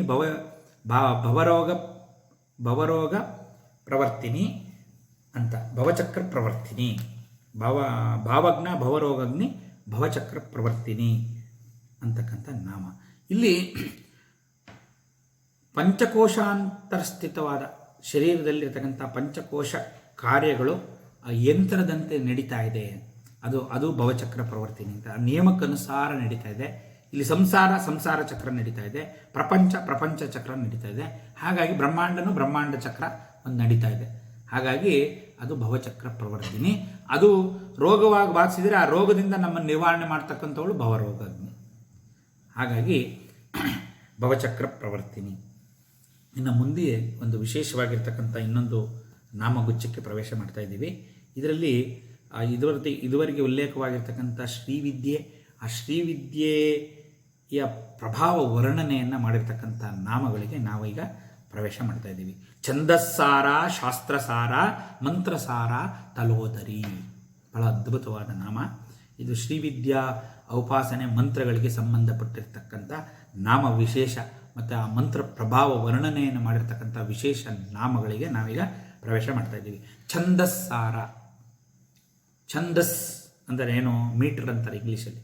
ಛಂದಸ್ ಅಂದರೆ ನಾವು ಆಗಲೇ ನೋಡಿದ್ವಿ, ಅಕ್ಷರ, ಆ ಮಾತೃಕಾ ವರ್ಣರೂಪಿಣಿಯಿಂದ ನಾವು ಆ ಛಂದಸ್ವರೆಗೂ ಆ ಗಾಯತ್ರಿ, ಬೃಹತಿ ಇತ್ಯಾದಿ ಅನೇಕ ಛಂದಸ್ಸುಗಳ ಬಗ್ಗೆನೂ ನಾವು ವಿಚಾರಗಳನ್ನು ಮಾಡಿದ್ದೀವಿ. ಛಂದಸ್ಸು ಅಂತಂದರೆ ಆ ಅಕ್ಷರಗಳನ್ನು ಪದಗಳಾಗಿ ಮಾಡಿ, ಫಸ್ಟು ಅಕ್ಷರಗಳು ಸ್ವತಂತ್ರವಿತ್ತು, ಅಕ್ಷರ ನಾಶವಾಗದೇ ಇರದಂಥದ್ದು, ಅಕ್ಷರ ನಾಶವಾಗದೇ ಇರತಕ್ಕಂಥದ್ದು ಅಕ್ಷರ. ಆ ನಾಶವಾಗದೇ ಇರತಕ್ಕಂಥ ಅಕ್ಷರ ಮಾತೃಕಾ ವರ್ಣರೂಪಿಣಿಯಾದ ತಾಯಿಯಿಂದ ಅನುಗ್ರಹಿತವಾಗಿರ್ತಕ್ಕಂಥದ್ದು. ಆ ಅಕ್ಷರಗಳನ್ನು ನಾವು ಪದಗಳನ್ನಾಗಿ ಮಾಡಿಕೊಂಡ್ವಿ, ಅದೇ ಮಂತ್ರ. ಆ ಮಂತ್ರ ಸ್ವರೂಪ ಮಾಡಬೇಕಾದ್ರೆ ಫಸ್ಟ್ ಪದಗಳಾಯಿತು. ಏಕಾಕ್ಷರ, ಏಕಬೀಜಾಕ್ಷರ, ಒಂದು ಓಂಕಾರ ಇತ್ಯಾದಿ. ಅದಾದಮೇಲೆ ಎರಡೆರಡು ಅಕ್ಷರಗಳದ್ದು, 3, 4, 5 ಅಕ್ಷರಗಳದ್ದು ಪದಗಳು ನಿರ್ಮಾಣ ಆಯಿತು. ಪಂಚಾಕ್ಷರಿ, ಷಡಾಕ್ಷರಿ, ಅಷ್ಟಾಕ್ಷರಿ ಇತ್ಯಾದಿ. ಅದಾದಮೇಲೆ ಅದನ್ನು ಇನ್ನೂ ಗಟ್ಟಿಗೊಳಿಸೋದಕ್ಕೆ ಋಷಿಗಳು, ಮುನಿಗಳು, ದ್ರಾಷ್ಟ್ರರು ಅದನ್ನು ಛಂದಸ್ಸಲ್ಲಿ ಅಳವಡಿಸಿದ್ರು. ಆ ಪದಗಳ ಒಂದು ಸಮುಚ್ಛಾಯ, ಇಷ್ಟು ಅಕ್ಷರ ಇರಬೇಕು ಅಂತ ಒಂದು ನಿಯಮ. ಈಗ ಇರೋದು ಸಪ್ತಸ್ವರಗಳಾದರೂ ಆ ಸಪ್ತಸ್ವರಗಳಿಗೆ ರಾಗಗಳು ಅಂತ ಇರುತ್ತೆ. ಆ ರಾಗಗಳು ಅಂದರೆ ಒಂದಷ್ಟು ಕೆಲವು ಸ್ವರಗಳನ್ನು ತೆಗೆದುಕೊಂಡು ಅದನ್ನ ಒಂದು ನಿಯಮಾನುಸಾರ ಆ ಸ್ವರಗಳಿಗೆ ಒಂದರಿಂದ ಒಂದಕ್ಕೆ ಹೋಗ್ತಕ್ಕಂಥ ಒಂದು ಪದ್ಧತಿನ ಅಳವಡಿಸಿದ್ದಾರೆ. ಹಾಗಾಗಿ ರಾಗಗಳಾಯಿತು. ಆ ರಾಗಗಳಲ್ಲಿ ಗಣಿತನೂ ಇದೆ, ವಿಜ್ಞಾನನೂ ಇದೆ. ಆ ಒಂದು ಅನುಲೋಮ ವಿಲೋಮ ರೀತಿಯಾಗಿ ಬೇರೆ ಬೇರೆ ಒಂದು ಕಾಂಬಿನೇಷನ್, ಪರ್ಮಿಟೇಷನ್ ಕಾಂಬಿನೇಷನಲ್ಲಿ ಅದನ್ನು ಸಂಯೋಜನೆ ಮಾಡ್ತಕ್ಕಂಥ ಒಂದು ಪದ್ಧತಿ, ಅದಕ್ಕೆ ಛಂದಸ್ ಅಂತ ಕರೀತಾರೆ. ಛಂದಸ್ ಅಂತಂದರೆ ಛಂದಾತ್ ಅದು ವೇದನೆ. ವೇದಗಳೆಲ್ಲ ಛಂದೋಬದ್ಧವಾಗಿದೆ. ಅಲ್ಲಿ ಪ್ರತಿಯೊಂದು ವೇದ ಆಗಲಿ ಉಪನಿಷತ್ತಾಗಲಿ ಎಲ್ಲ ಛಂದೋಬದ್ಧವಾಗಿದೆ. ಇನ್ನು ನಮ್ಮ ಮಹಾಕಾವ್ಯಗಳಾದ ರಾಮಾಯಣ ಮಹಾಭಾರತನೂ ಪುರಾಣಗಳು, ಸಮಸ್ತ ಪುರಾಣಗಳು ಛಂದೋಬದ್ಧವಾಗಿದೆ. ಹಾಗಾಗಿ ಛಂದಸ್ಸಲ್ಲೇ ಅಳವಡಿಸಿದ್ದಾರೆ. ಆ ಛಂದಸ್ಸಲ್ಲಿ ಅಳವಡಿಸಿದಾಗಲೇ ಅದು ಕಾವ್ಯ ಅಂತ ಅನ್ನಿಸ್ಕೊಳ್ತಕ್ಕಂಥದ್ದು. ಆಮೇಲೆ ಆವಾಗಲೇ ಅದು ಕಾವ್ಯ ಆಗ್ತಕ್ಕಂಥದ್ದು, ಆವಾಗಲೇ ಅದು ಮಂತ್ರ ಅಂತ ಅನ್ಸ್ಕೊಳ್ತಕ್ಕಂಥದ್ದು.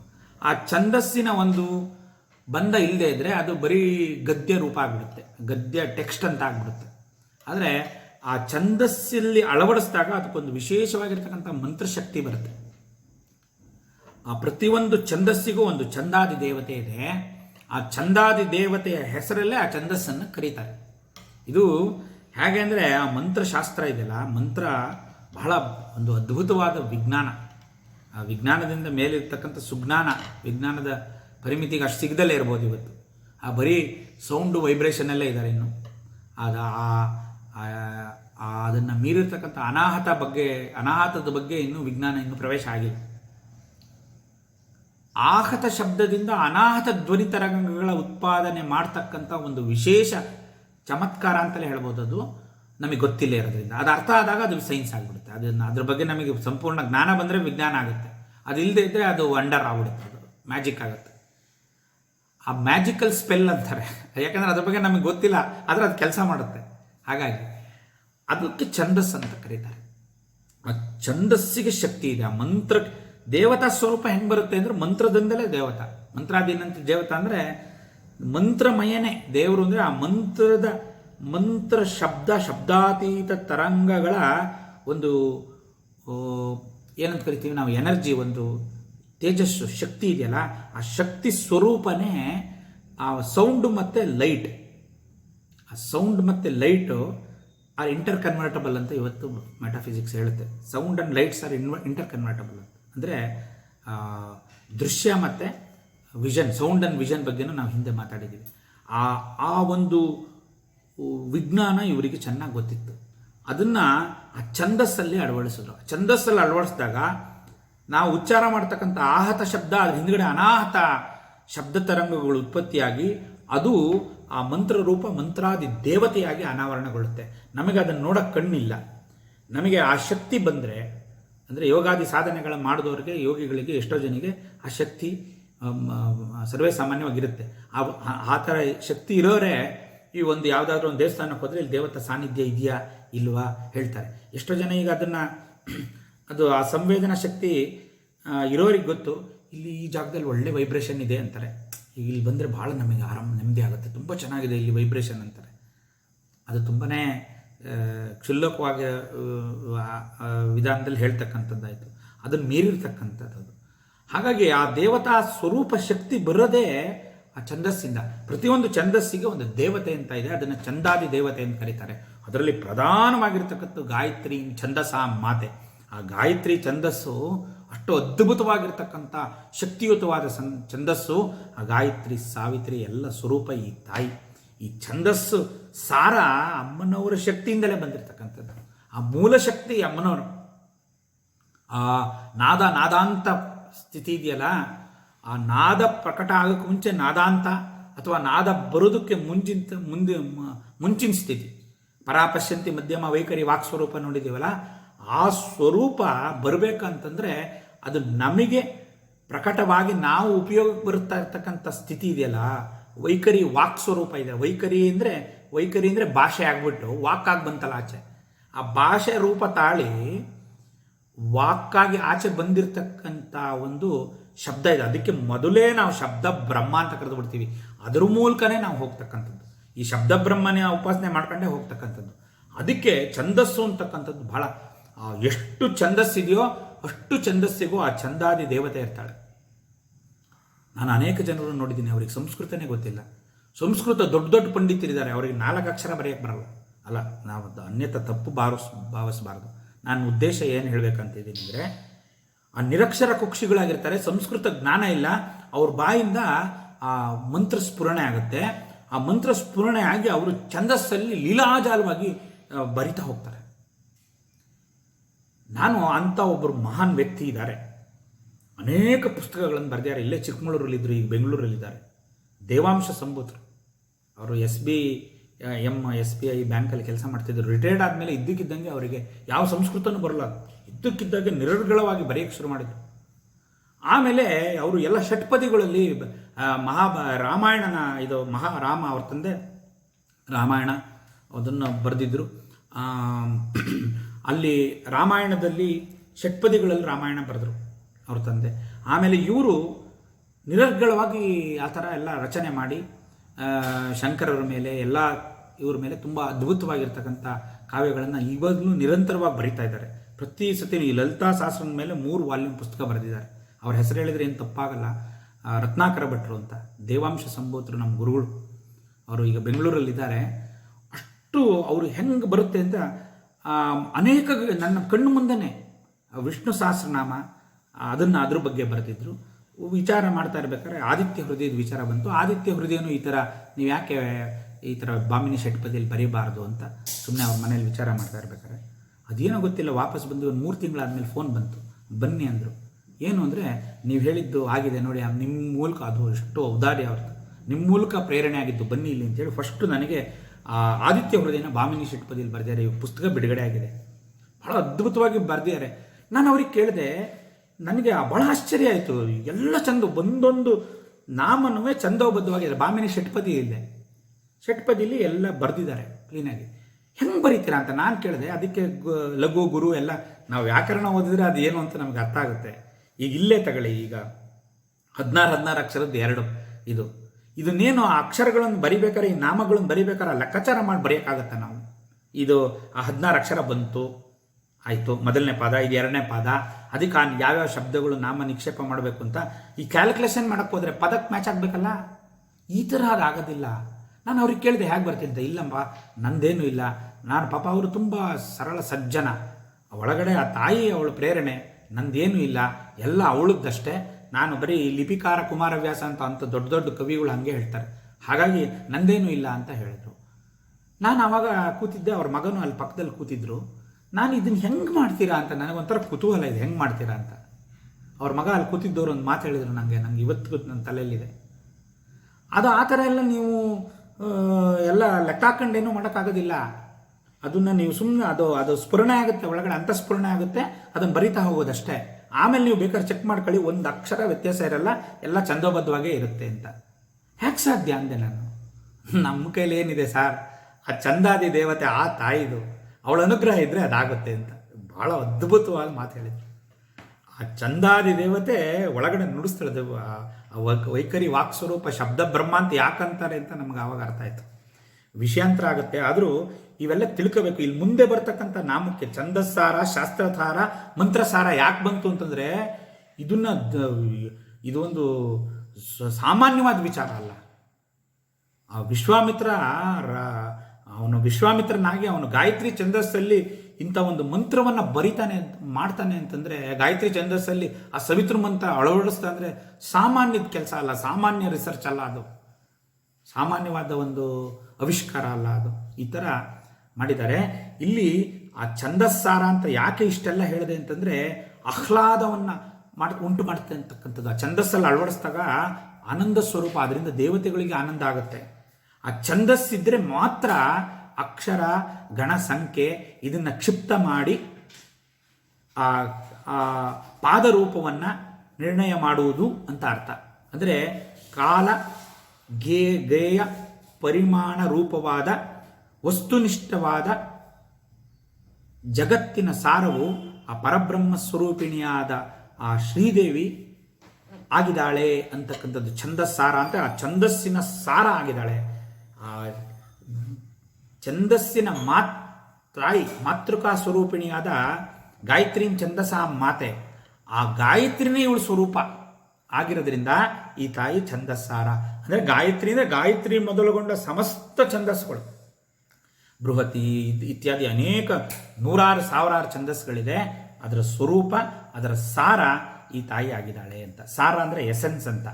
ಅಂದರೆ ಇಲ್ಲಿ ಆ ಒಂದು ವೇದಸಾರ, ಛಂದಸ್ಸಾರ ಅಂತ. ಛಂದಸ್ಸಾರ, ಶಾಸ್ತ್ರಸಾರ, ಅದ್ರ ಮುಂದುವರೆದ ಭಾಗ. ಹಾಗಾಗಿ ಇದಕ್ಕೆ ಹೆಚ್ಚಿಗೆ ಹೇಳೋದು ಬೇಡ.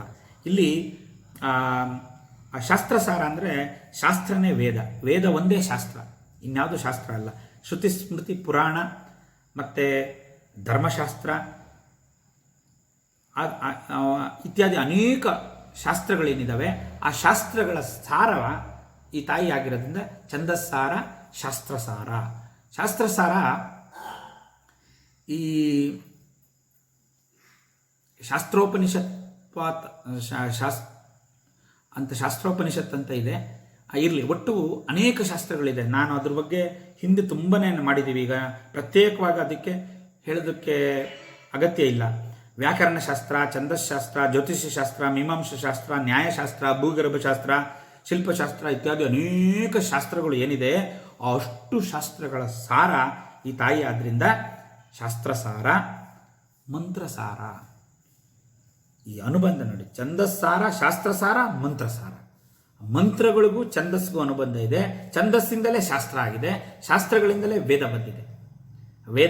ವೇದ, ಶಾಸ್ತ್ರ, ಛಂದಸ್ಸು, ಮಂತ್ರ ಇವೆಲ್ಲವುದಕ್ಕೂ ಮೂಲ ತಾಯಿ ಅವಳೇ. ಹಾಗಾಗಿ ಛಂದಸ್ಸಾರನು ಅವಳೇ, ಮಂತ್ರಸಾರನು ಅವಳೇ.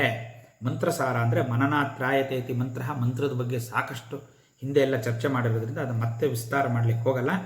ಉದಾತ್ತ, ಅನುದಾತ್ತ, ಸ್ವರಿತ ಮತ್ತು ಪಚಯ ಅಂತ 4 ವಿಧವಾಗಿರ್ತಕ್ಕಂಥ ಅಂಗಗಳಿಂದ ಕೂಡಿರ್ತಕ್ಕಂಥದ್ದು ಮಂತ್ರ. ಯಾಕೆಂದರೆ ಮಂತ್ರ ಅಂದರೆ ಬರೀ ಒಂದು ಪದಗಳ ಸಮೂಹ, ಅಕ್ಷರ ಸಮೂಹ ಅಲ್ಲ, ಅದನ್ನು ಉಚ್ಚಾರಣೆ ಮಾಡ್ತಕ್ಕಂಥ ವಿಧಾನ.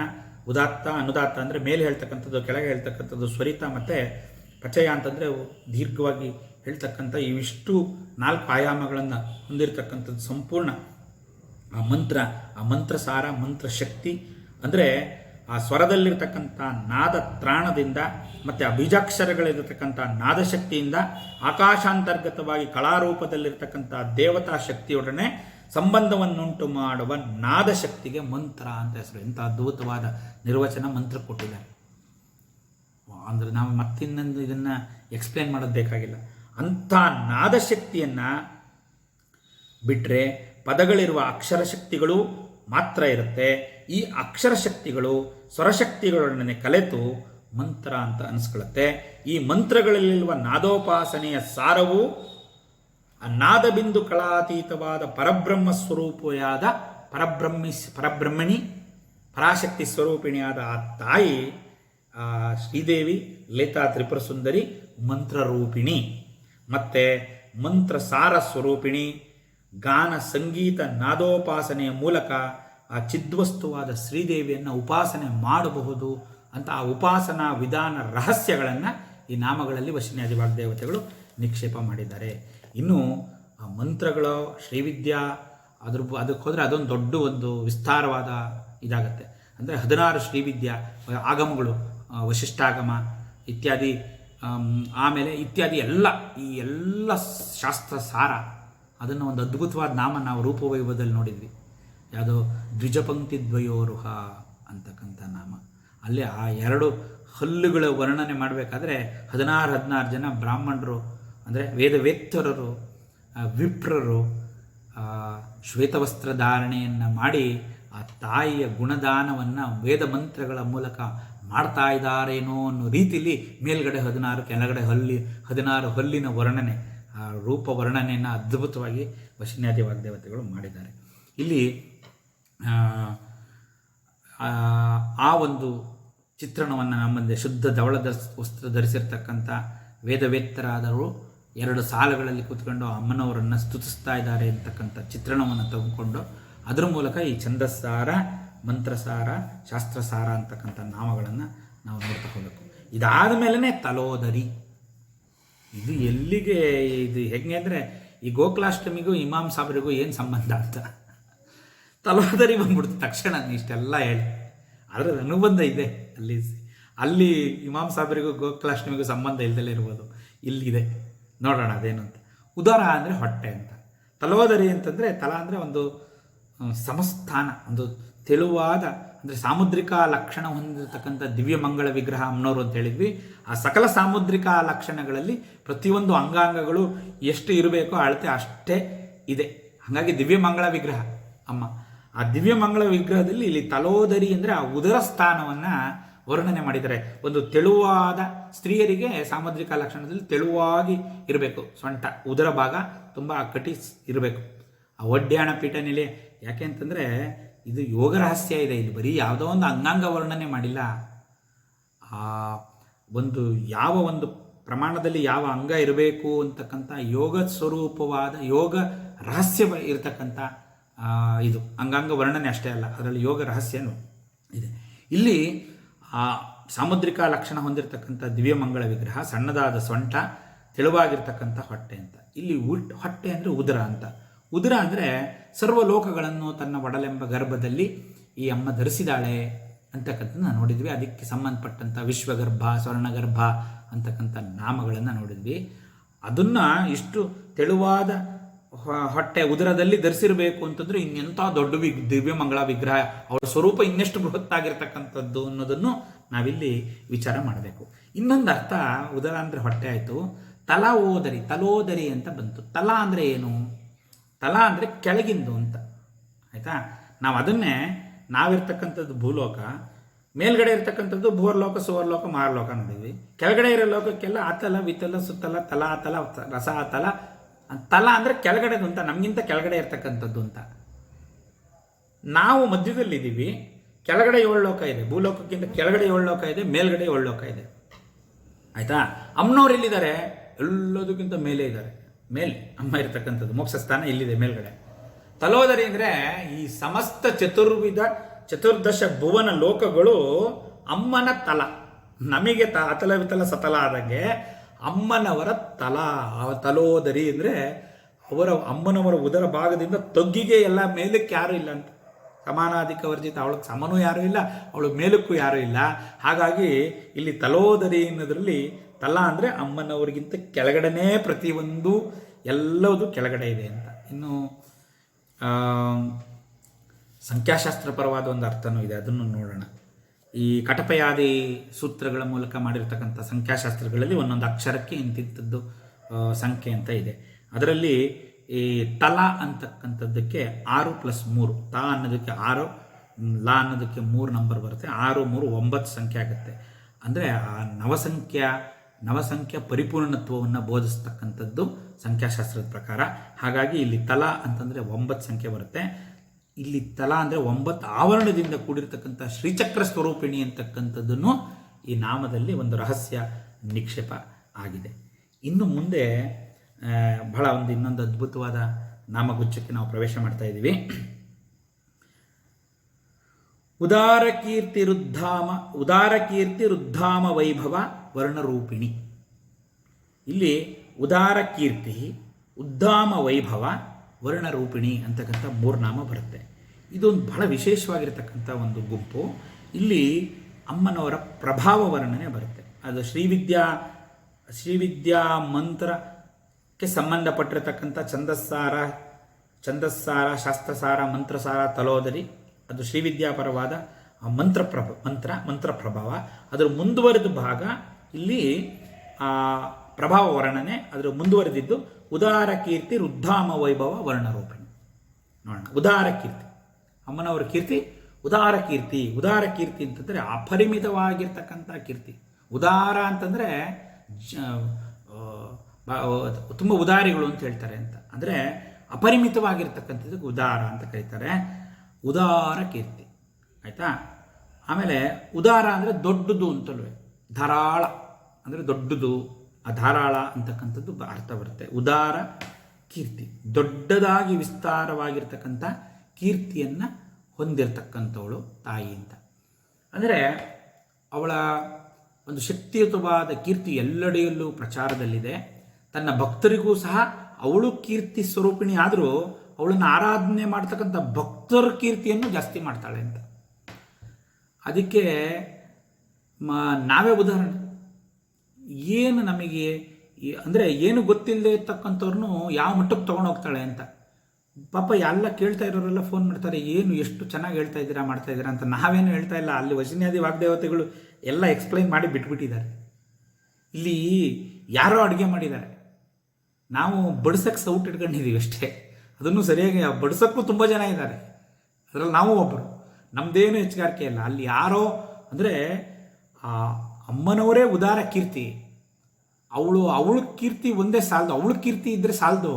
ಅವಳ ಭಕ್ತರಿಗೂ ಅವಳನ್ನು ಯಾರು ಭಕ್ತಿಯಿಂದ ಸೇವಿಸ್ತಾರೆ ಅವಳ ಕೀರ್ತಿನೂ ಅವಳ ಮಟ್ಟಕ್ಕೆ ಕೀರ್ತಿ ಜಾಸ್ತಿ ಮಾಡ್ಕೊತಾಳಂತ. ಅದರಲ್ಲಿ ನಾವು ಮತ್ತೆ ಹೋಗಿ ಸಿಗಾಕೊಂಡು ಮತ್ತೆ ಪ್ರಾಬ್ಲಮಿಗೆ ಸಿಗಾಕಬಾರ್ದು. ಹಾಗಾಗಿ ಉದಾರ ಕೀರ್ತಿ ಅಂದರೆ ತನ್ನ ಭಕ್ತರನ್ನೂ ಸಹ ಅವರಿಗೆ ಕೀರ್ತಿಯನ್ನು ಕೊಡ್ತಕ್ಕಂಥವಳು ಅಂತ.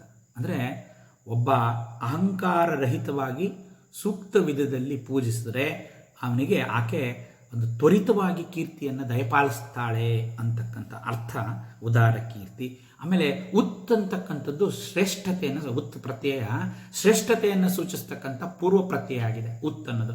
ಯಾವುದಕ್ಕೂ ಉತ್ ಅಂತ ಸೇರಿದರೆ ಉತ್ತಮ, ಆಯಿತಾ, ಆ ಥರ ಉದ್ಧಾಮ, ಆ ಹೂ ಬರ್ತಕ್ಕಂಥದ್ದೆಲ್ಲ ಆ ಉತ್ ಪ್ರತ್ಯಯವೇ ಶ್ರೇಷ್ಠತೆಯನ್ನು ಸೂಚಿಸ್ತಕ್ಕಂಥದ್ದು. ಯಾವುದು ಶ್ರೇಷ್ಠವಾಗಿದೆ ಅಂತ ಹೇಳಬೇಕೋ ಅಲ್ಲಿ ನಾವು ಪ್ರತ್ಯಯವನ್ನು ಸಂಸ್ಕೃತದಲ್ಲಿ ಉಪಯೋಗ ಮಾಡೋದು. ಆಮೇಲೆ ಆಮ ಉತ್ತಾಮ ವೈಭವ. ಅಂದರೆ ಸರ್ವವ್ಯಾಪಿಯಾಗಿರ್ತಕ್ಕಂಥದ್ದು ಅಂತ. ಅರ ಅಂದರೆ ತ್ವರಿತವಾದ ಕೀರ್ತಿಯನ್ನು, ಉದ್ಧಾಮ ಅಂದರೆ ತ್ವರಿತವಾಗಿ ಶ್ರೇಷ್ಠವಾದ ಕೀರ್ತಿಯನ್ನು ತ್ವರಿತವಾಗಿ ಕೊಡ್ತಕ್ಕಂಥ ಅನ್ನೋದು ಅರ್ಥ ಆ ಉತ್ಥಾಮ ಅಂತಕ್ಕಂಥ ಶಬ್ದದಿಂದ ಬರುತ್ತೆ. ಆ ಪ್ರಸಿದ್ಧ ಕೀರ್ತಿಯನ್ನು ಛಂದೋಗ್ಯ ಉಪನಿಷತ್ತಲ್ಲೂ ಹೇಳ್ತಾರೆ. ಅವನು ಉತ್ತೆಂದು ಕರೆಯಲ್ಪಡ್ತಾನೆ, ಏಕೆಂದರೆ ಅವನು ಎಲ್ಲ ದೌರ್ಬಲ್ಯಗಳಿಗೆ ಅತೀತವಾಗಿ ಉನ್ನತವಾಗಿ ಇದ್ದಾನೆ ಅಂತಕ್ಕಂಥದ್ದನ್ನ ಛಂದೋಗ್ಯ ಉಪನಿಷತ್ತು ಹೇಳುತ್ತೆ. ಅಂದರೆ ಆ ದೇವಿಯ ಕೀರ್ತಿ ಬ್ರಹ್ಮಲೋಕದಲ್ಲಿನ ಎರಡು ಪ್ರಸಿದ್ಧವಾದ ಅರ ಮತ್ತು ಣ್ಯ ಎನ್ನುವಂಥ ಎರಡು ಕೊಳಗಳಿದೆ. ಆ ಕೊಳಗಳಿಗೆ ಹೋಲಿಸಿದರೆ ಅವುಗಳ ವಿವರಣೆ ನಮಗೆ ಛಂದೋಗ್ಯ ಉಪನಿಷತ್ತಿನಲ್ಲಿ ಬಹಳ ಅದ್ಭುತವಾಗಿ ದೊರೆಯುತ್ತೆ. ಯಾವಾಗ ಅವರು ಬ್ರಹ್ಮಲೋಕವನ್ನು ಬ್ರಹ್ಮಚರ್ಯದ ಮೂಲಕ ಹೊಂತಾರೋ ಆಗ ಅವರು ಎಲ್ಲ ಲೋಕದಲ್ಲಿ ಸ್ವತಂತ್ರವಾಗಿ ಸಂಚರಿಸಬಹುದು ಅಂತಕ್ಕಂಥದ್ದನ್ನ ಛಂದೋಗ್ಯ ಉಪನಿಷತ್ತು ಹೇಳುತ್ತೆ. ಹಾಗಾಗಿ ಉದಾರ ಕೀರ್ತಿ ಉದ್ಧಾಮ ವೈಭವ. ಉದಾರ ಕೀರ್ತಿ ಆದಮೇಲೆ ಉದ್ಧಾಮ ವೈಭವ. ಉದ್ಧಾಮ ವೈಭವ ಅಂದರೆ ಉತ್ಧಾಮ ವೈಭವ. ಅಂದರೆ ಉತ್ಕೃಷ್ಟವಾಗಿರ್ತಕ್ಕಂಥದ್ದು ಅಂತ. ಆ ಉತ್ ಅಂತಕ್ಕಂಥದ್ದು ದೊಡ್ಡದು ಅಂತಲೂ ಹೇಳುತ್ತೆ. ಉತ್ಕೃಷ್ಟವಾಗಿ ಪ್ರಕಾಶವಾಗಿರುವ ವೈಭವ ಅಮ್ಮನವ್ರದ್ದು, ಆದ್ದರಿಂದ ಉದ್ಧಾಮ ವೈಭವ. ವಿಭುಭಾವ ವೈಭವ ಅಂತಲೂ ಹೇಳ್ತಾರೆ. ಅದು ಉದ್ಧಾಮ ವೈಭವ ಅಂದರೆ ವಿಭುಭಾವ ವಿಶೇಷೇಣ ಭವತಿ ಇತಿ ವಿವಿಧಾಹ ಭವತಿ ಇತಿ ವಿಭಾ ಅಂತ ಅರ್ಥ. ಹಾಗಾಗಿ ಉತ್ತಾಮ ವೈಭವ ಅಂದರೆ ಅಂದರೆ ಉತ್ಕೃಷ್ಟವಾಗಿರ್ತಕ್ಕಂಥದ್ದು, ದೊಡ್ಡದು. ಮತ್ತು ಉದಿತಿ ನಾಮ, ಆ ಉದಿತಿ ಅಂತಕ್ಕಂಥ ನಾಮನೇ ಆದಿತ್ಯ ಮಂಡಲಾಂತರ್ಗತವಾಗಿರ್ತಕ್ಕಂಥ ಆ ಆದಿತ್ಯನ ವರ್ಣನೆ. ಸೌರಸೂಕ್ತ ಅಂತ ಮಂತ್ರ ಇದೆ. ಆ ಸೌರಸೂಕ್ತ ಮಂತ್ರದಲ್ಲಿ ಮೊದಲನೇ ಒಂದು ಮಂತ್ರನೇ ಉದಿತ್ತಿಂಜಾತವೇ ದಸಂ ದೇವಂ ವಹಂತಿ ಕೇತವಾಹ ಅಂತ ಪ್ರಾರಂಭ ಆಗುತ್ತೆ. ಆ ಉದಿತ್ತಿಂಜಾತವೇ ಉತ್ ಪ್ರತ್ಯಯದಿಂದ ಆ ಉದಯಿಸ್ತಾ ಇರ್ತಕ್ಕಂಥ ಸೂರ್ಯನ ಕಿರಣನ ವರ್ಣನೆ ಮಾಡ್ತಾರೆ. ಆ ಥರ ಅದು ಉದ್ ಅಂತಕ್ಕಂಥದ್ದು ಆ ಮಂಡಲಾಂತರ್ಗತವಾದ ಭಗವಂತನ ನಾಮ. ಅಂದರೆ ಅದೇ ಹಿರಣ್ಯ ರೂಪ, ಹಿರಣ್ಯ ಗರ್ಭ, ಆ ಭಾನುಮಂಡಲ ಮಧ್ಯಸ್ಥ ಅಂತ ನಾಮ ಏನು ತಗೊಂಡ್ವಿ, ಅದಕ್ಕೆ ಅನ್ವಯವಾಗಿರ್ತಕ್ಕಂಥದ್ದು. ಅದನ್ನೇ ಸೌರಸೂಕ್ತದಲ್ಲಿ ಅನೇಕ ಮಂತ್ರಗಳು ಬರುತ್ತೆ. ಚಿತ್ರಂ ದೇವಾನಾಮುದಗಾದಿನಿ ಉದ್, ಅಲ್ಲಿ ಉದಗಾದಿನಿ ಕಂಚಕ್ಷಂ ಮಿತ್ರಂ ವರ್ಣ ಸ್ಯಾಗ್ನೇ ಆ ಪ್ರಾದ್ಯಾವ ಪೃಥಿವೀ ಅಂತರಿಕ್ಷಂ ಸೂರ್ಯ ಆತ್ಮ ಜಗತಸ್ತಸ್ತುತಶ್ಚ. ನಮಗೆ ಆತ್ಮ ಹೇಗಿದೆಯೋ, ಒಂದು ಆತ್ಮವಸ್ತು ಇಡೀ ಶರೀರವನ್ನು ಯಾವ ರೀತಿ ಬೆಳಗ್ತಾ ಇದೆ, ನಮ್ಮ ಈ ಸೋಲಾರ್ ಸಿಸ್ಟಮ್ ಅಂತ ಇಟ್ಕೊಳ್ಳಿ, ಈ ಪ್ರಪಂಚಕ್ಕೆ ಸೂರ್ಯ ಆತ್ಮ ಜಗತ್ತ, ಸೂರ್ಯ ಆತ್ಮನಾಗಿ ಜಗತ್ತನ್ನು, ಸೂರ್ಯನ ಶಕ್ತಿಯಿಂದಲೇ ತಾನೇ ಇಡೀ ಎಂಟೈರ್ ಸೌರಮಂಡಲ ಸೋಲಾರ್ ಸಿಸ್ಟಮ್ ಇದೆ. ಅದರಲ್ಲಿರ್ತಕ್ಕಂಥ ಎಲ್ಲ ಗ್ರಹಗಳು, ಉಲ್ಕೆಗಳು ಇತ್ಯಾದಿ ಎಲ್ಲ ಇದೆ. ಮತ್ತು ಭೂಮಿ ಅಂತ ನಮಗೆ ಗೊತ್ತಿಲ್ಲದೆ ಇರ್ತಕ್ಕಂಥ ಎಲ್ಲ ಜೀವಿ ಜಂತುಗಳು ಅದರೊಳಗಡೆ ಇದೆ. ಅದಕ್ಕೆ ಮುಖ್ಯ ಪ್ರಧಾನ ಸೂರ್ಯ ಆತ್ಮ ಜಗತಸ್ತಶ್ಚ ಅಂತ ಹೇಳುತ್ತೆ. ಚಿತ್ರಂದೇವ ಇದು ಉದ್ಧಾಮ ವೈಭವ. ಇಂಥ ಅನಂತ ಕೋಟಿ ಸೂರ್ಯರಿದಾರಲ್ಲ, ಉದ್ಯದ್ಭಾನು ಸಹಸ್ರ ಕೋಟಿ ಕಿರಣ, ಉದ್ಯದ್ಭಾನು ಸಹಸ್ರ ಕೋಟಿ ಸದೃಶಳಾಗಿರ್ತಕ್ಕಂಥ ಆ ತಾಯಿ ಇಂಥ ಅನಂತ ಕೋಟಿ ಬ್ರಹ್ಮಾಂಡವನ್ನು ಬೆಳಗ್ತಾ ಇರ್ತಕ್ಕಂಥ ಆತ್ಮಸ್ವರೂಪಿಣಿಯಾಗಿದ್ದಾಳೆ. ಅವಳ ವೈಭವ ಎಂಥದ್ದು? ಅದೇ ಉತ್ಥಾಮ ವೈಭವ. ಆ ಉತ್ಥಾಮ ವೈಭವ ಅಂತಂದರೆ ಅದನ್ನು ಹೇಳುತ್ತೆ. ಆ ಉತ್ ಪ್ರತ್ಯಯವನ್ನು ಸೌರಸೂಕ್ತ ಮಂತ್ರದಲ್ಲಿ ಬಹಳ ಅದ್ಭುತವಾಗಿ ಉಪಯೋಗಿಸಿದ್ದಾರೆ. ಹಾಗಾಗಿ ಅದನ್ನು ಇಲ್ಲಿ ನಾವು ಆ ಕಾಂತಿವರ್ಣ ಚಿತ್ರಂದೇವ ನಾಮುದಗಾದಿನಿ ಅಂದರೆ ಆ ಕಾಂತಿವರ್ಣದಿಂದ ಬರುವಂತಹ ಬಂದಿರುವುದರಿಂದ ಇದನ್ನು ಆ ವೈಭವನೇ ಉತ್ಥಾಮ ವೈಭವ ವರ್ಣರೂಪಿಣಿ ಇಲ್ಲಿ ಬಂತು. ಈ ಬೆಳಕು ಕಿರಣ ಬಣ್ಣಗಳಿಂದ ಕೂಡಿದೆ. ನಮಗೆ ಕಾಣ್ತಕ್ಕಂಥದ್ದು ಬಿಳಿ ಬಣ್ಣ ಮಾತ್ರ. ಇದರೊಳಗಡೆ ಸಮಸ್ತ ವರ್ಣಗಳು ನಿಕ್ಷೇಪವಾಗಿದೆ. ಅದನ್ನೇ ಒಂದು ಪಟ್ಟಕದ ಮೂಲಕ ಒಂದು ಗ್ಲಾಸ್ ಅದರೊಳಗೆ ನಾವು ಈ ಬಿಳಿ ಕಿರಣಗಳನ್ನು ಹಾಯಿಸಿದರೆ ವಿಬ್ಗಯ ಎಲ್ಲ ಈ ಸಪ್ತ ವರ್ಣಗಳು, ಆ ಕಾಮನಬಿಲ್ಲಿರ್ತಕ್ಕಂಥ ಎಲ್ಲ ವರ್ಣಗಳು ಇಲ್ಲಿ ಬರುತ್ತೆ. ಬರೀ 7 ಅಷ್ಟೇ ಅಲ್ಲ, ಈಗ ಅದೆಷ್ಟೋ ಕಲರ್ಸ್ ಅದೆಷ್ಟೋ 1000 ಬಣ್ಣಗಳನ್ನು ನಮ್ಮ ಟಿ ವಿ ಬರುತ್ತೆ ಅಂತ ಹೇಳ್ತಾರೆ, ಅಡ್ವರ್ಟೈಸ್ಮೆಂಟ್ ಆ ಥರ. ಅಂದರೆ ಅಷ್ಟೂ ಬಣ್ಣಗಳು ಮಾತೃಕಾ ವರ್ಣರೂಪಿಣಿ. ಅದರಿಂದ ಇವಳು ಆ ಎಲ್ಲ ವರ್ಣಗಳಿಗೂ ಮಾತೃಕಾ ರೂಪಿಣಿ. ಆ ವರ್ಣರೂಪ ಆ ಬೆಳಕು ಜ್ಯೋತಿಸ್ವರೂಪಿಣಿ, ಪರಂಜ್ಯೋತಿಯವಳು. ಜ್ಯೋತಿನೇ ಬೆಳಕು ನಮಗೆ ಶ್ವೇತವರ್ಣವಾಗಿ ಕಾಣುತ್ತೆ ನಮ್ಮ ಕಣ್ಣಿಗೆ. ಅದರೊಳಗೆ ಸಮಸ್ತ ವರ್ಣಗಳು ಅಡಕವಾಗಿದೆ. ಸಮಸ್ತ ಅಂದರೆ ಎಲ್ಲ ಅನಂತ ಕೋಟಿ ಇರ್ಬೋದು ವರ್ಣ. 7ರಿಂದ ಸಪ್ತಸ್ವರಗಳು 7, ಆದರೆ ಅದರಿಂದ ಬೇಕಾದ ಹಾಗೆ ಮೂಲ ಅಕ್ಷರಗಳು 50. ಆ 50 ಪ್ರಧಾನ ಅಕ್ಷರಗಳಿಗೆ 50 ವರ್ಣ. ಮತ್ತು ಅದರಿಂದ ಉಂಟಾಗ್ತಕ್ಕಂಥ ಸ್ವರ ವ್ಯಂಜನಾದಿ ಅಸಂಖ್ಯಾತ ಅಕ್ಷರಗಳಿಗೆ ಅಸಂಖ್ಯಾತ ವರ್ಣಗಳಿದೆ. ಹಾಗಾಗಿ ವರ್ಣರೂಪಿಣಿ ಅಂದರೆ ಅಕ್ಷರ ರೂಪಿಣಿ, ಬಣ್ಣ, ಕಾಂತಿ, ರೂಪ, ವರ್ಣ. ಶಾಸ್ತ್ರೀಯ ವರ್ಣ ವಿಭಾಗ ಇದೆ. ಅದರಲ್ಲಿ ಇನ್ನೊಂದು ವರ್ಣ ವಿಭಾಗ ನಮ್ಮದ್ರಲ್ಲಿ ಹೇಳಿರ್ತಕ್ಕಂಥದ್ದು. ವರ್ಣ ಅಂದರೆ ಇನ್ನೊಂದು, ವರ್ಣರೂಪಿಣಿ ಅಂದರೆ ಇದು ಒಂದರ್ಥ. ಇನ್ನೊಂದು ಅರ್ಥ ವರ್ಣರೂಪಿಣಿ ಅಂದರೆ ಚಾತುರ್ವರ್ಣಂ, 4 ವರ್ಣಗಳನ್ನು ನಾನು ಸೃಷ್ಟಿ ಮಾಡಿದ್ದೀನಿ ಅಂತ ಭಗವಂತ ನಮಗೆ ಇದರಲ್ಲಿ ಭಗವದ್ಗೀತೆಯಲ್ಲಿ ಹೇಳ್ತಾನೆ. ಯಾವುದೋ ಬ್ರಹ್ಮಕ್ಷತ್ರ ವೈಶ್ಯ ಶೂದ್ರ ಇತ್ಯಾದಿ ಈ ಚಾತುರ್ವರ್ಣಗಳನ್ನು ನಾವು ಸೃಷ್ಟಿ ಮಾಡಿದ್ದೀವಿ ಅಂತ ಆ ವರ್ಣರೂಪಿಣಿ ಇವಳು ಅಂತ. ಇಲ್ಲ ಹಂಗಂದ ತಕ್ಷಣ ಏನೇನೋ ಅರ್ಥ ಮಾಡ್ಕೊತಾರೆ. ಅಂದರೆ ಸರ್ವವರ್ಣ ಸ್ವರೂಪಿಣಿ ಅಂತ. ಇದರಲ್ಲಿ ಯಾರೋ ಒಬ್ಬರು ಬ್ರಾಹ್ಮಣರನ್ನು ಅಥವಾ ಯಾರೋ ಒಬ್ಬರು ಕ್ಷತ್ರಿಯರನ್ನು ಯಾರನ್ನೂ ಅನುಗ್ರಹಿಸ್ತಾ ಇಲ್ಲ ತಾಯಿ. ಈ 4 ವರ್ಣಗಳನ್ನು ಸಮಾನವಾಗಿ ಅವಳು ಸೃಷ್ಟಿ ಮಾಡಿರೋದು 4 ವರ್ಣನ. ಆ 4 ವರ್ಣಗಳಿಗೂ ಒಂದೊಂದು ಬಣ್ಣ ಇದೆ, ಒಂದೊಂದು ಕೆಲಸ ಇದೆ, ಒಂದೊಂದಿದೆ. ಯಾವುದು ಮೇಲಲ್ಲ, ಯಾವುದು ಕೀಳಲ್ಲ. ಅದನ್ನೇ ಪುರುಷ ಸೂಕ್ತದಲ್ಲಿ ಇದನ್ನು ಏನೇನೋ ಅಪಾರ್ಥ ಮಾಡ್ಕೋತಾರೆ.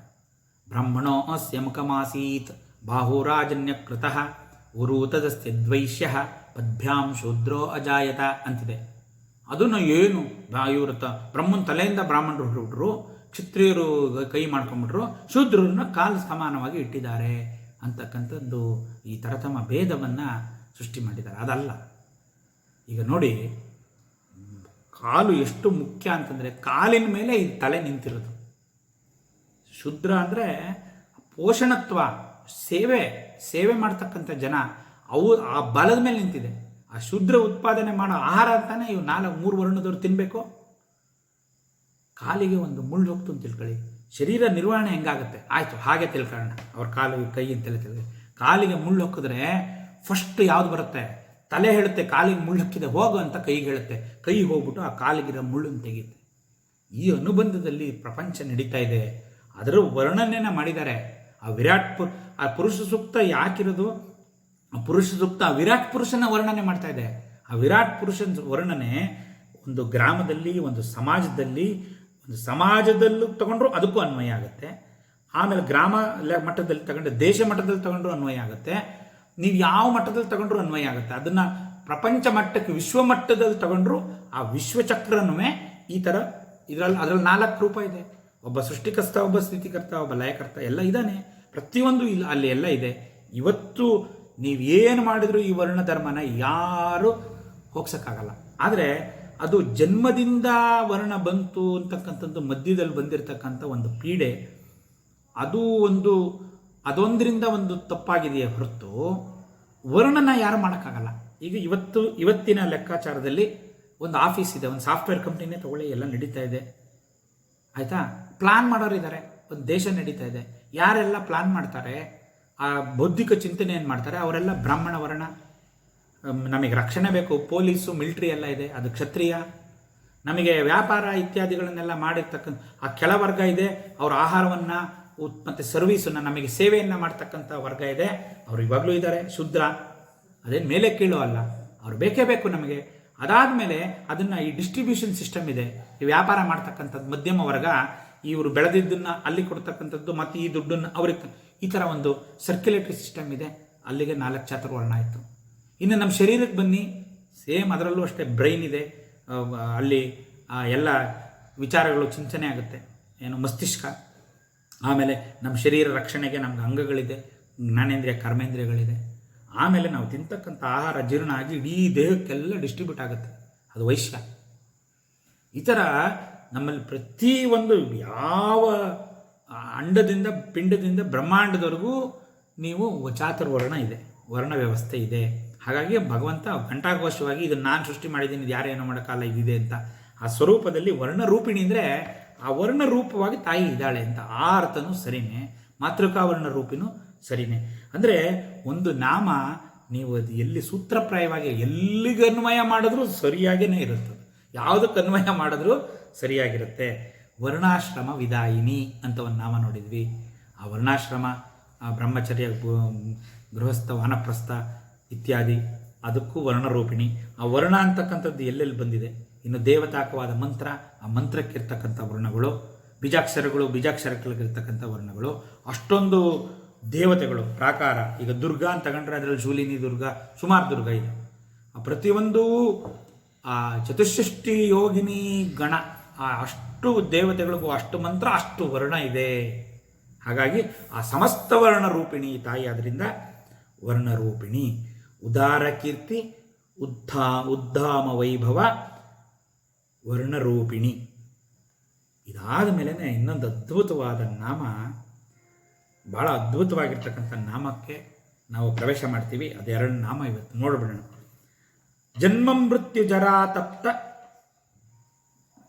ಜನವಿಶ್ರಾಂತಿದಾಯಿನಿ. ಇಲ್ಲಿ ಜನ್ಮ ಮೃತ್ಯು ಜರಾ ತಪ್ತ ಜನವಿಶ್ರಾಂತಿದಾಯಿನಿ. ಯಾಕೆಂದ್ರೆ ನಾನು ತಪ್ಪೇ ಏನೋ ಹೇಳ್ತೀನಿ ಅಂತ ಯಾರು ಅನ್ಯತ ದಯಮಾಡಿ ಭಾವಿಸಬಾರ್ದು. ಅಲ್ಲಿ ಗ್ಯಾಪ್ ಕೊಡೋಂಗೇ ಇಲ್ಲ, ಆಮೇಲೆ ಜಪ್ತಾ ಎಳೆಯೋಂಗಿಲ್ಲ. ಆ ತಪ್ತಾ ಎಳೆದು ಬಿಟ್ಟರೆ ಅಜನ ವಿಶ್ರಾಂತಿದಾಯಿನಿ ಆಗ್ಬಿಟ್ಟು ತುಂಬ ಅಯೋಮಯ ಆಗ್ಬಿಟ್ಟು ಭಾಳ ಇದಾಗುತ್ತೆ. ಸಾಮಾನ್ಯವಾಗಿ ಎಲ್ಲರೂ ಈ ಜಾಗದಲ್ಲಿ ಸ್ವಲ್ಪ ತಪ್ತಾರೆ ಅಂತ ನಾನು ಅಲ್ಲಿ ನಿಂತ್ಕೊಂಡು ಸ್ವಲ್ಪ ಹೇಳ್ತೀನಿ, ಅನ್ಯತ ಯಾರು ಭಾವಿಸಬಾರ್ದು. ಯಾಕೆಂದ್ರೆ ನಾನು ಗಮನಿಸಿದ್ದನ್ನು ಹೇಳ್ತಾ ಇದ್ದೀನಿ. ಹಾಗಾಗಿ ಇಲ್ಲಿ ಜನ್ಮ ಮೃತ್ಯು ಜರಾ ತಪ್ತ ಜನ ವಿಶ್ರಾಂತಿದಾಯಿನಿ. ಪೂರ ಇದು ಒಂದು ಪಾದದಲ್ಲಿರ್ತಕ್ಕಂಥ ಒಂದೇ ಒಂದು ನಾಮ, ಜನ್ಮ ಮೃತ್ಯು ಜರಾ ತಪ್ತ ಜನ ವಿಶ್ರಾಂತಿದಾಯಿನಿ. ತಪ್ತ ಜನ ಯಾವುದರಿಂದ? ಜನ್ಮ ಮೃತ್ಯು ಜರ. ಯಾವಾಗ ನಮಗೆ ಜನ್ಮ ಅಂತ ಬಂತೋ, ಹುಟ್ಟು ಅಂತ ಬಂತೋ, ಅದ್ರ ಹಿಂದ್ಗಡೆನೇ ಈ ಫ್ರೀ ಗಿಫ್ಟ್ಗಳು 3 ಬಂದ್ಬಿಡ್ತವೆ ನಮ್ಮ ಜೊತೆಗೆ ಬಂದುಬಿಟ್ಟಿದೆ. ಜನ್ಮ ಮೃತ್ಯು ಜರ ವ್ಯಾಧಿ. ಜನ್ಮ, ಹುಟ್ಟಿದೀವಿ ಒಂದು ದಿವಸ, ಮೃತ್ಯು ಒಂದು ದಿವಸ ಸಾಯಬೇಕು. ಈ ಒಂದು ದಿವಸ ಹುಟ್ಟಿ ಒಂದು ದಿವಸ ಸಾಯಿದ್ರ ಮಧ್ಯದಲ್ಲಿ ಜರ ವ್ಯಾಧಿ, 2 ಜರ ಅಂದರೆ ನಾವು ವಿಚಾರ ಮಾಡಿದ್ದೀವಿ. ಇದು ಬೆಳವಣಿಗೆ ಆಗಿ ಹಂತಕ್ಕೆ ಹೋಗುತ್ತೆ, ಆಮೇಲೆ ಇದು ಕ್ಷೀಣಿಸ್ತಾ ಬರುತ್ತೆ. ವೃದ್ಧತೆ, ಕ್ಷೀಯತೆ. ಇವು ಏರ್ಕೊಂಡೋಯ್ತು ಇಳಿತು, ಏರಿದವನು ಇಳಿಬೇಕು, ಏರ್ತು ಇಳಿತು, ಅದನ್ನು ಜರ ಅಂತೀವಿ. ಈ ಮಾರ್ಪಾಡು ಪ್ರತಿ ದಿನ ಪ್ರತಿ ಕ್ಷಣ ಈ ಶರೀರ ಮಾರ್ಪಾಡು ಆಗ್ತಾ ಇದೆ.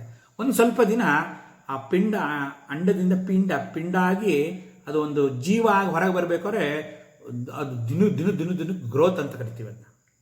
ಆಯಿತು, ಒಂದು 21 ವರ್ಷ ಆಗೋವರೆಗೆ.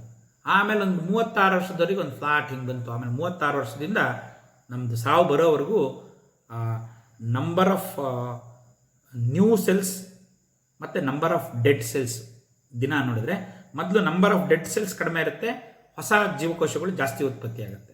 ಆಮೇಲೆ 21ರಿಂದ 36 ಪೀಕ್ ಆದಮೇಲೆ ಆ dead cells, number of dead cells ಜಾಸ್ತಿ ಆಗ್ತಾ ಹೋಗುತ್ತೆ, ಹೊಸ ಉತ್ಪಾದನೆ ಆಗ್ತಕ್ಕಂಥ ಸೆಲ್ಗಳು ಕಡಿಮೆ ಆಗ್ತಾ ಹೋಗುತ್ತೆ.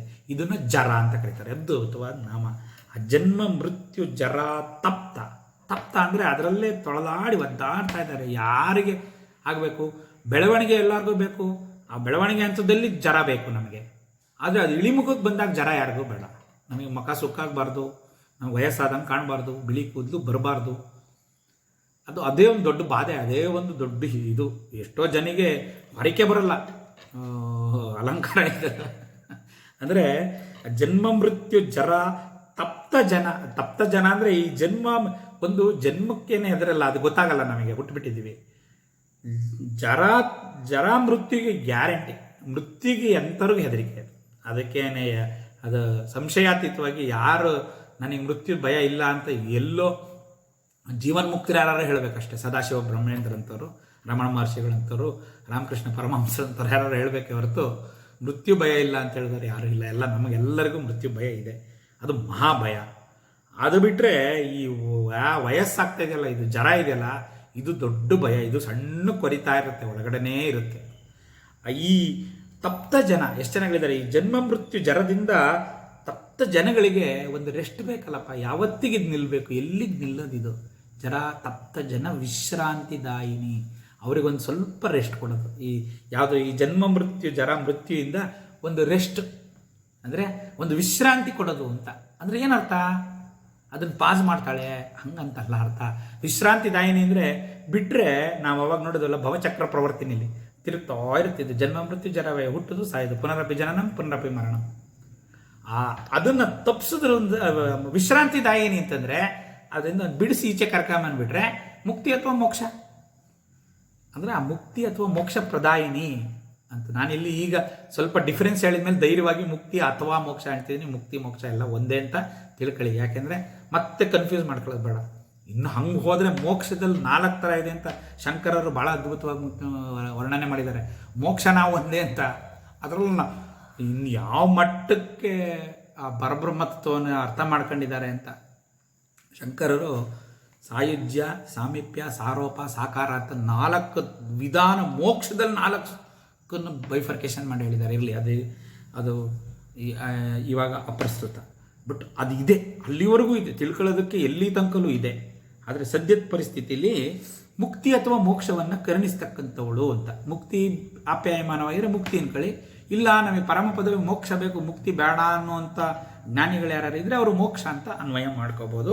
ಹಾಗಾಗಿ ಜನ್ಮ ಮೃತ್ಯು ಜರ ತಪ್ತ ಜನ ವಿಶ್ರಾಂತಿದಾಯಿನಿ. ಆ ವಿಶ್ರಾಂತಿ ಅದು ಯಾವಾಗ ರೆಸ್ಟ್ ಅಂದರೆ ಈ ಚಕ್ರದಿಂದ ಆಚೆಗೆ ಬಂದಾಗ, ಈ ಜನನ ಮರಣದಿಂದ ಆಚೆ ಬಂದಾಗ ಸಿಗ್ತಕ್ಕಂಥದ್ದು ಅಂತ ಹೇಳ್ತಾ ಸರ್ವೋಪನಿಷದ ಉದ್ಕೃಷ್ಟ ಅದಕ್ಕೆ ನಾಳೆ ಪ್ರವೇಶ ಮಾಡೋಣ.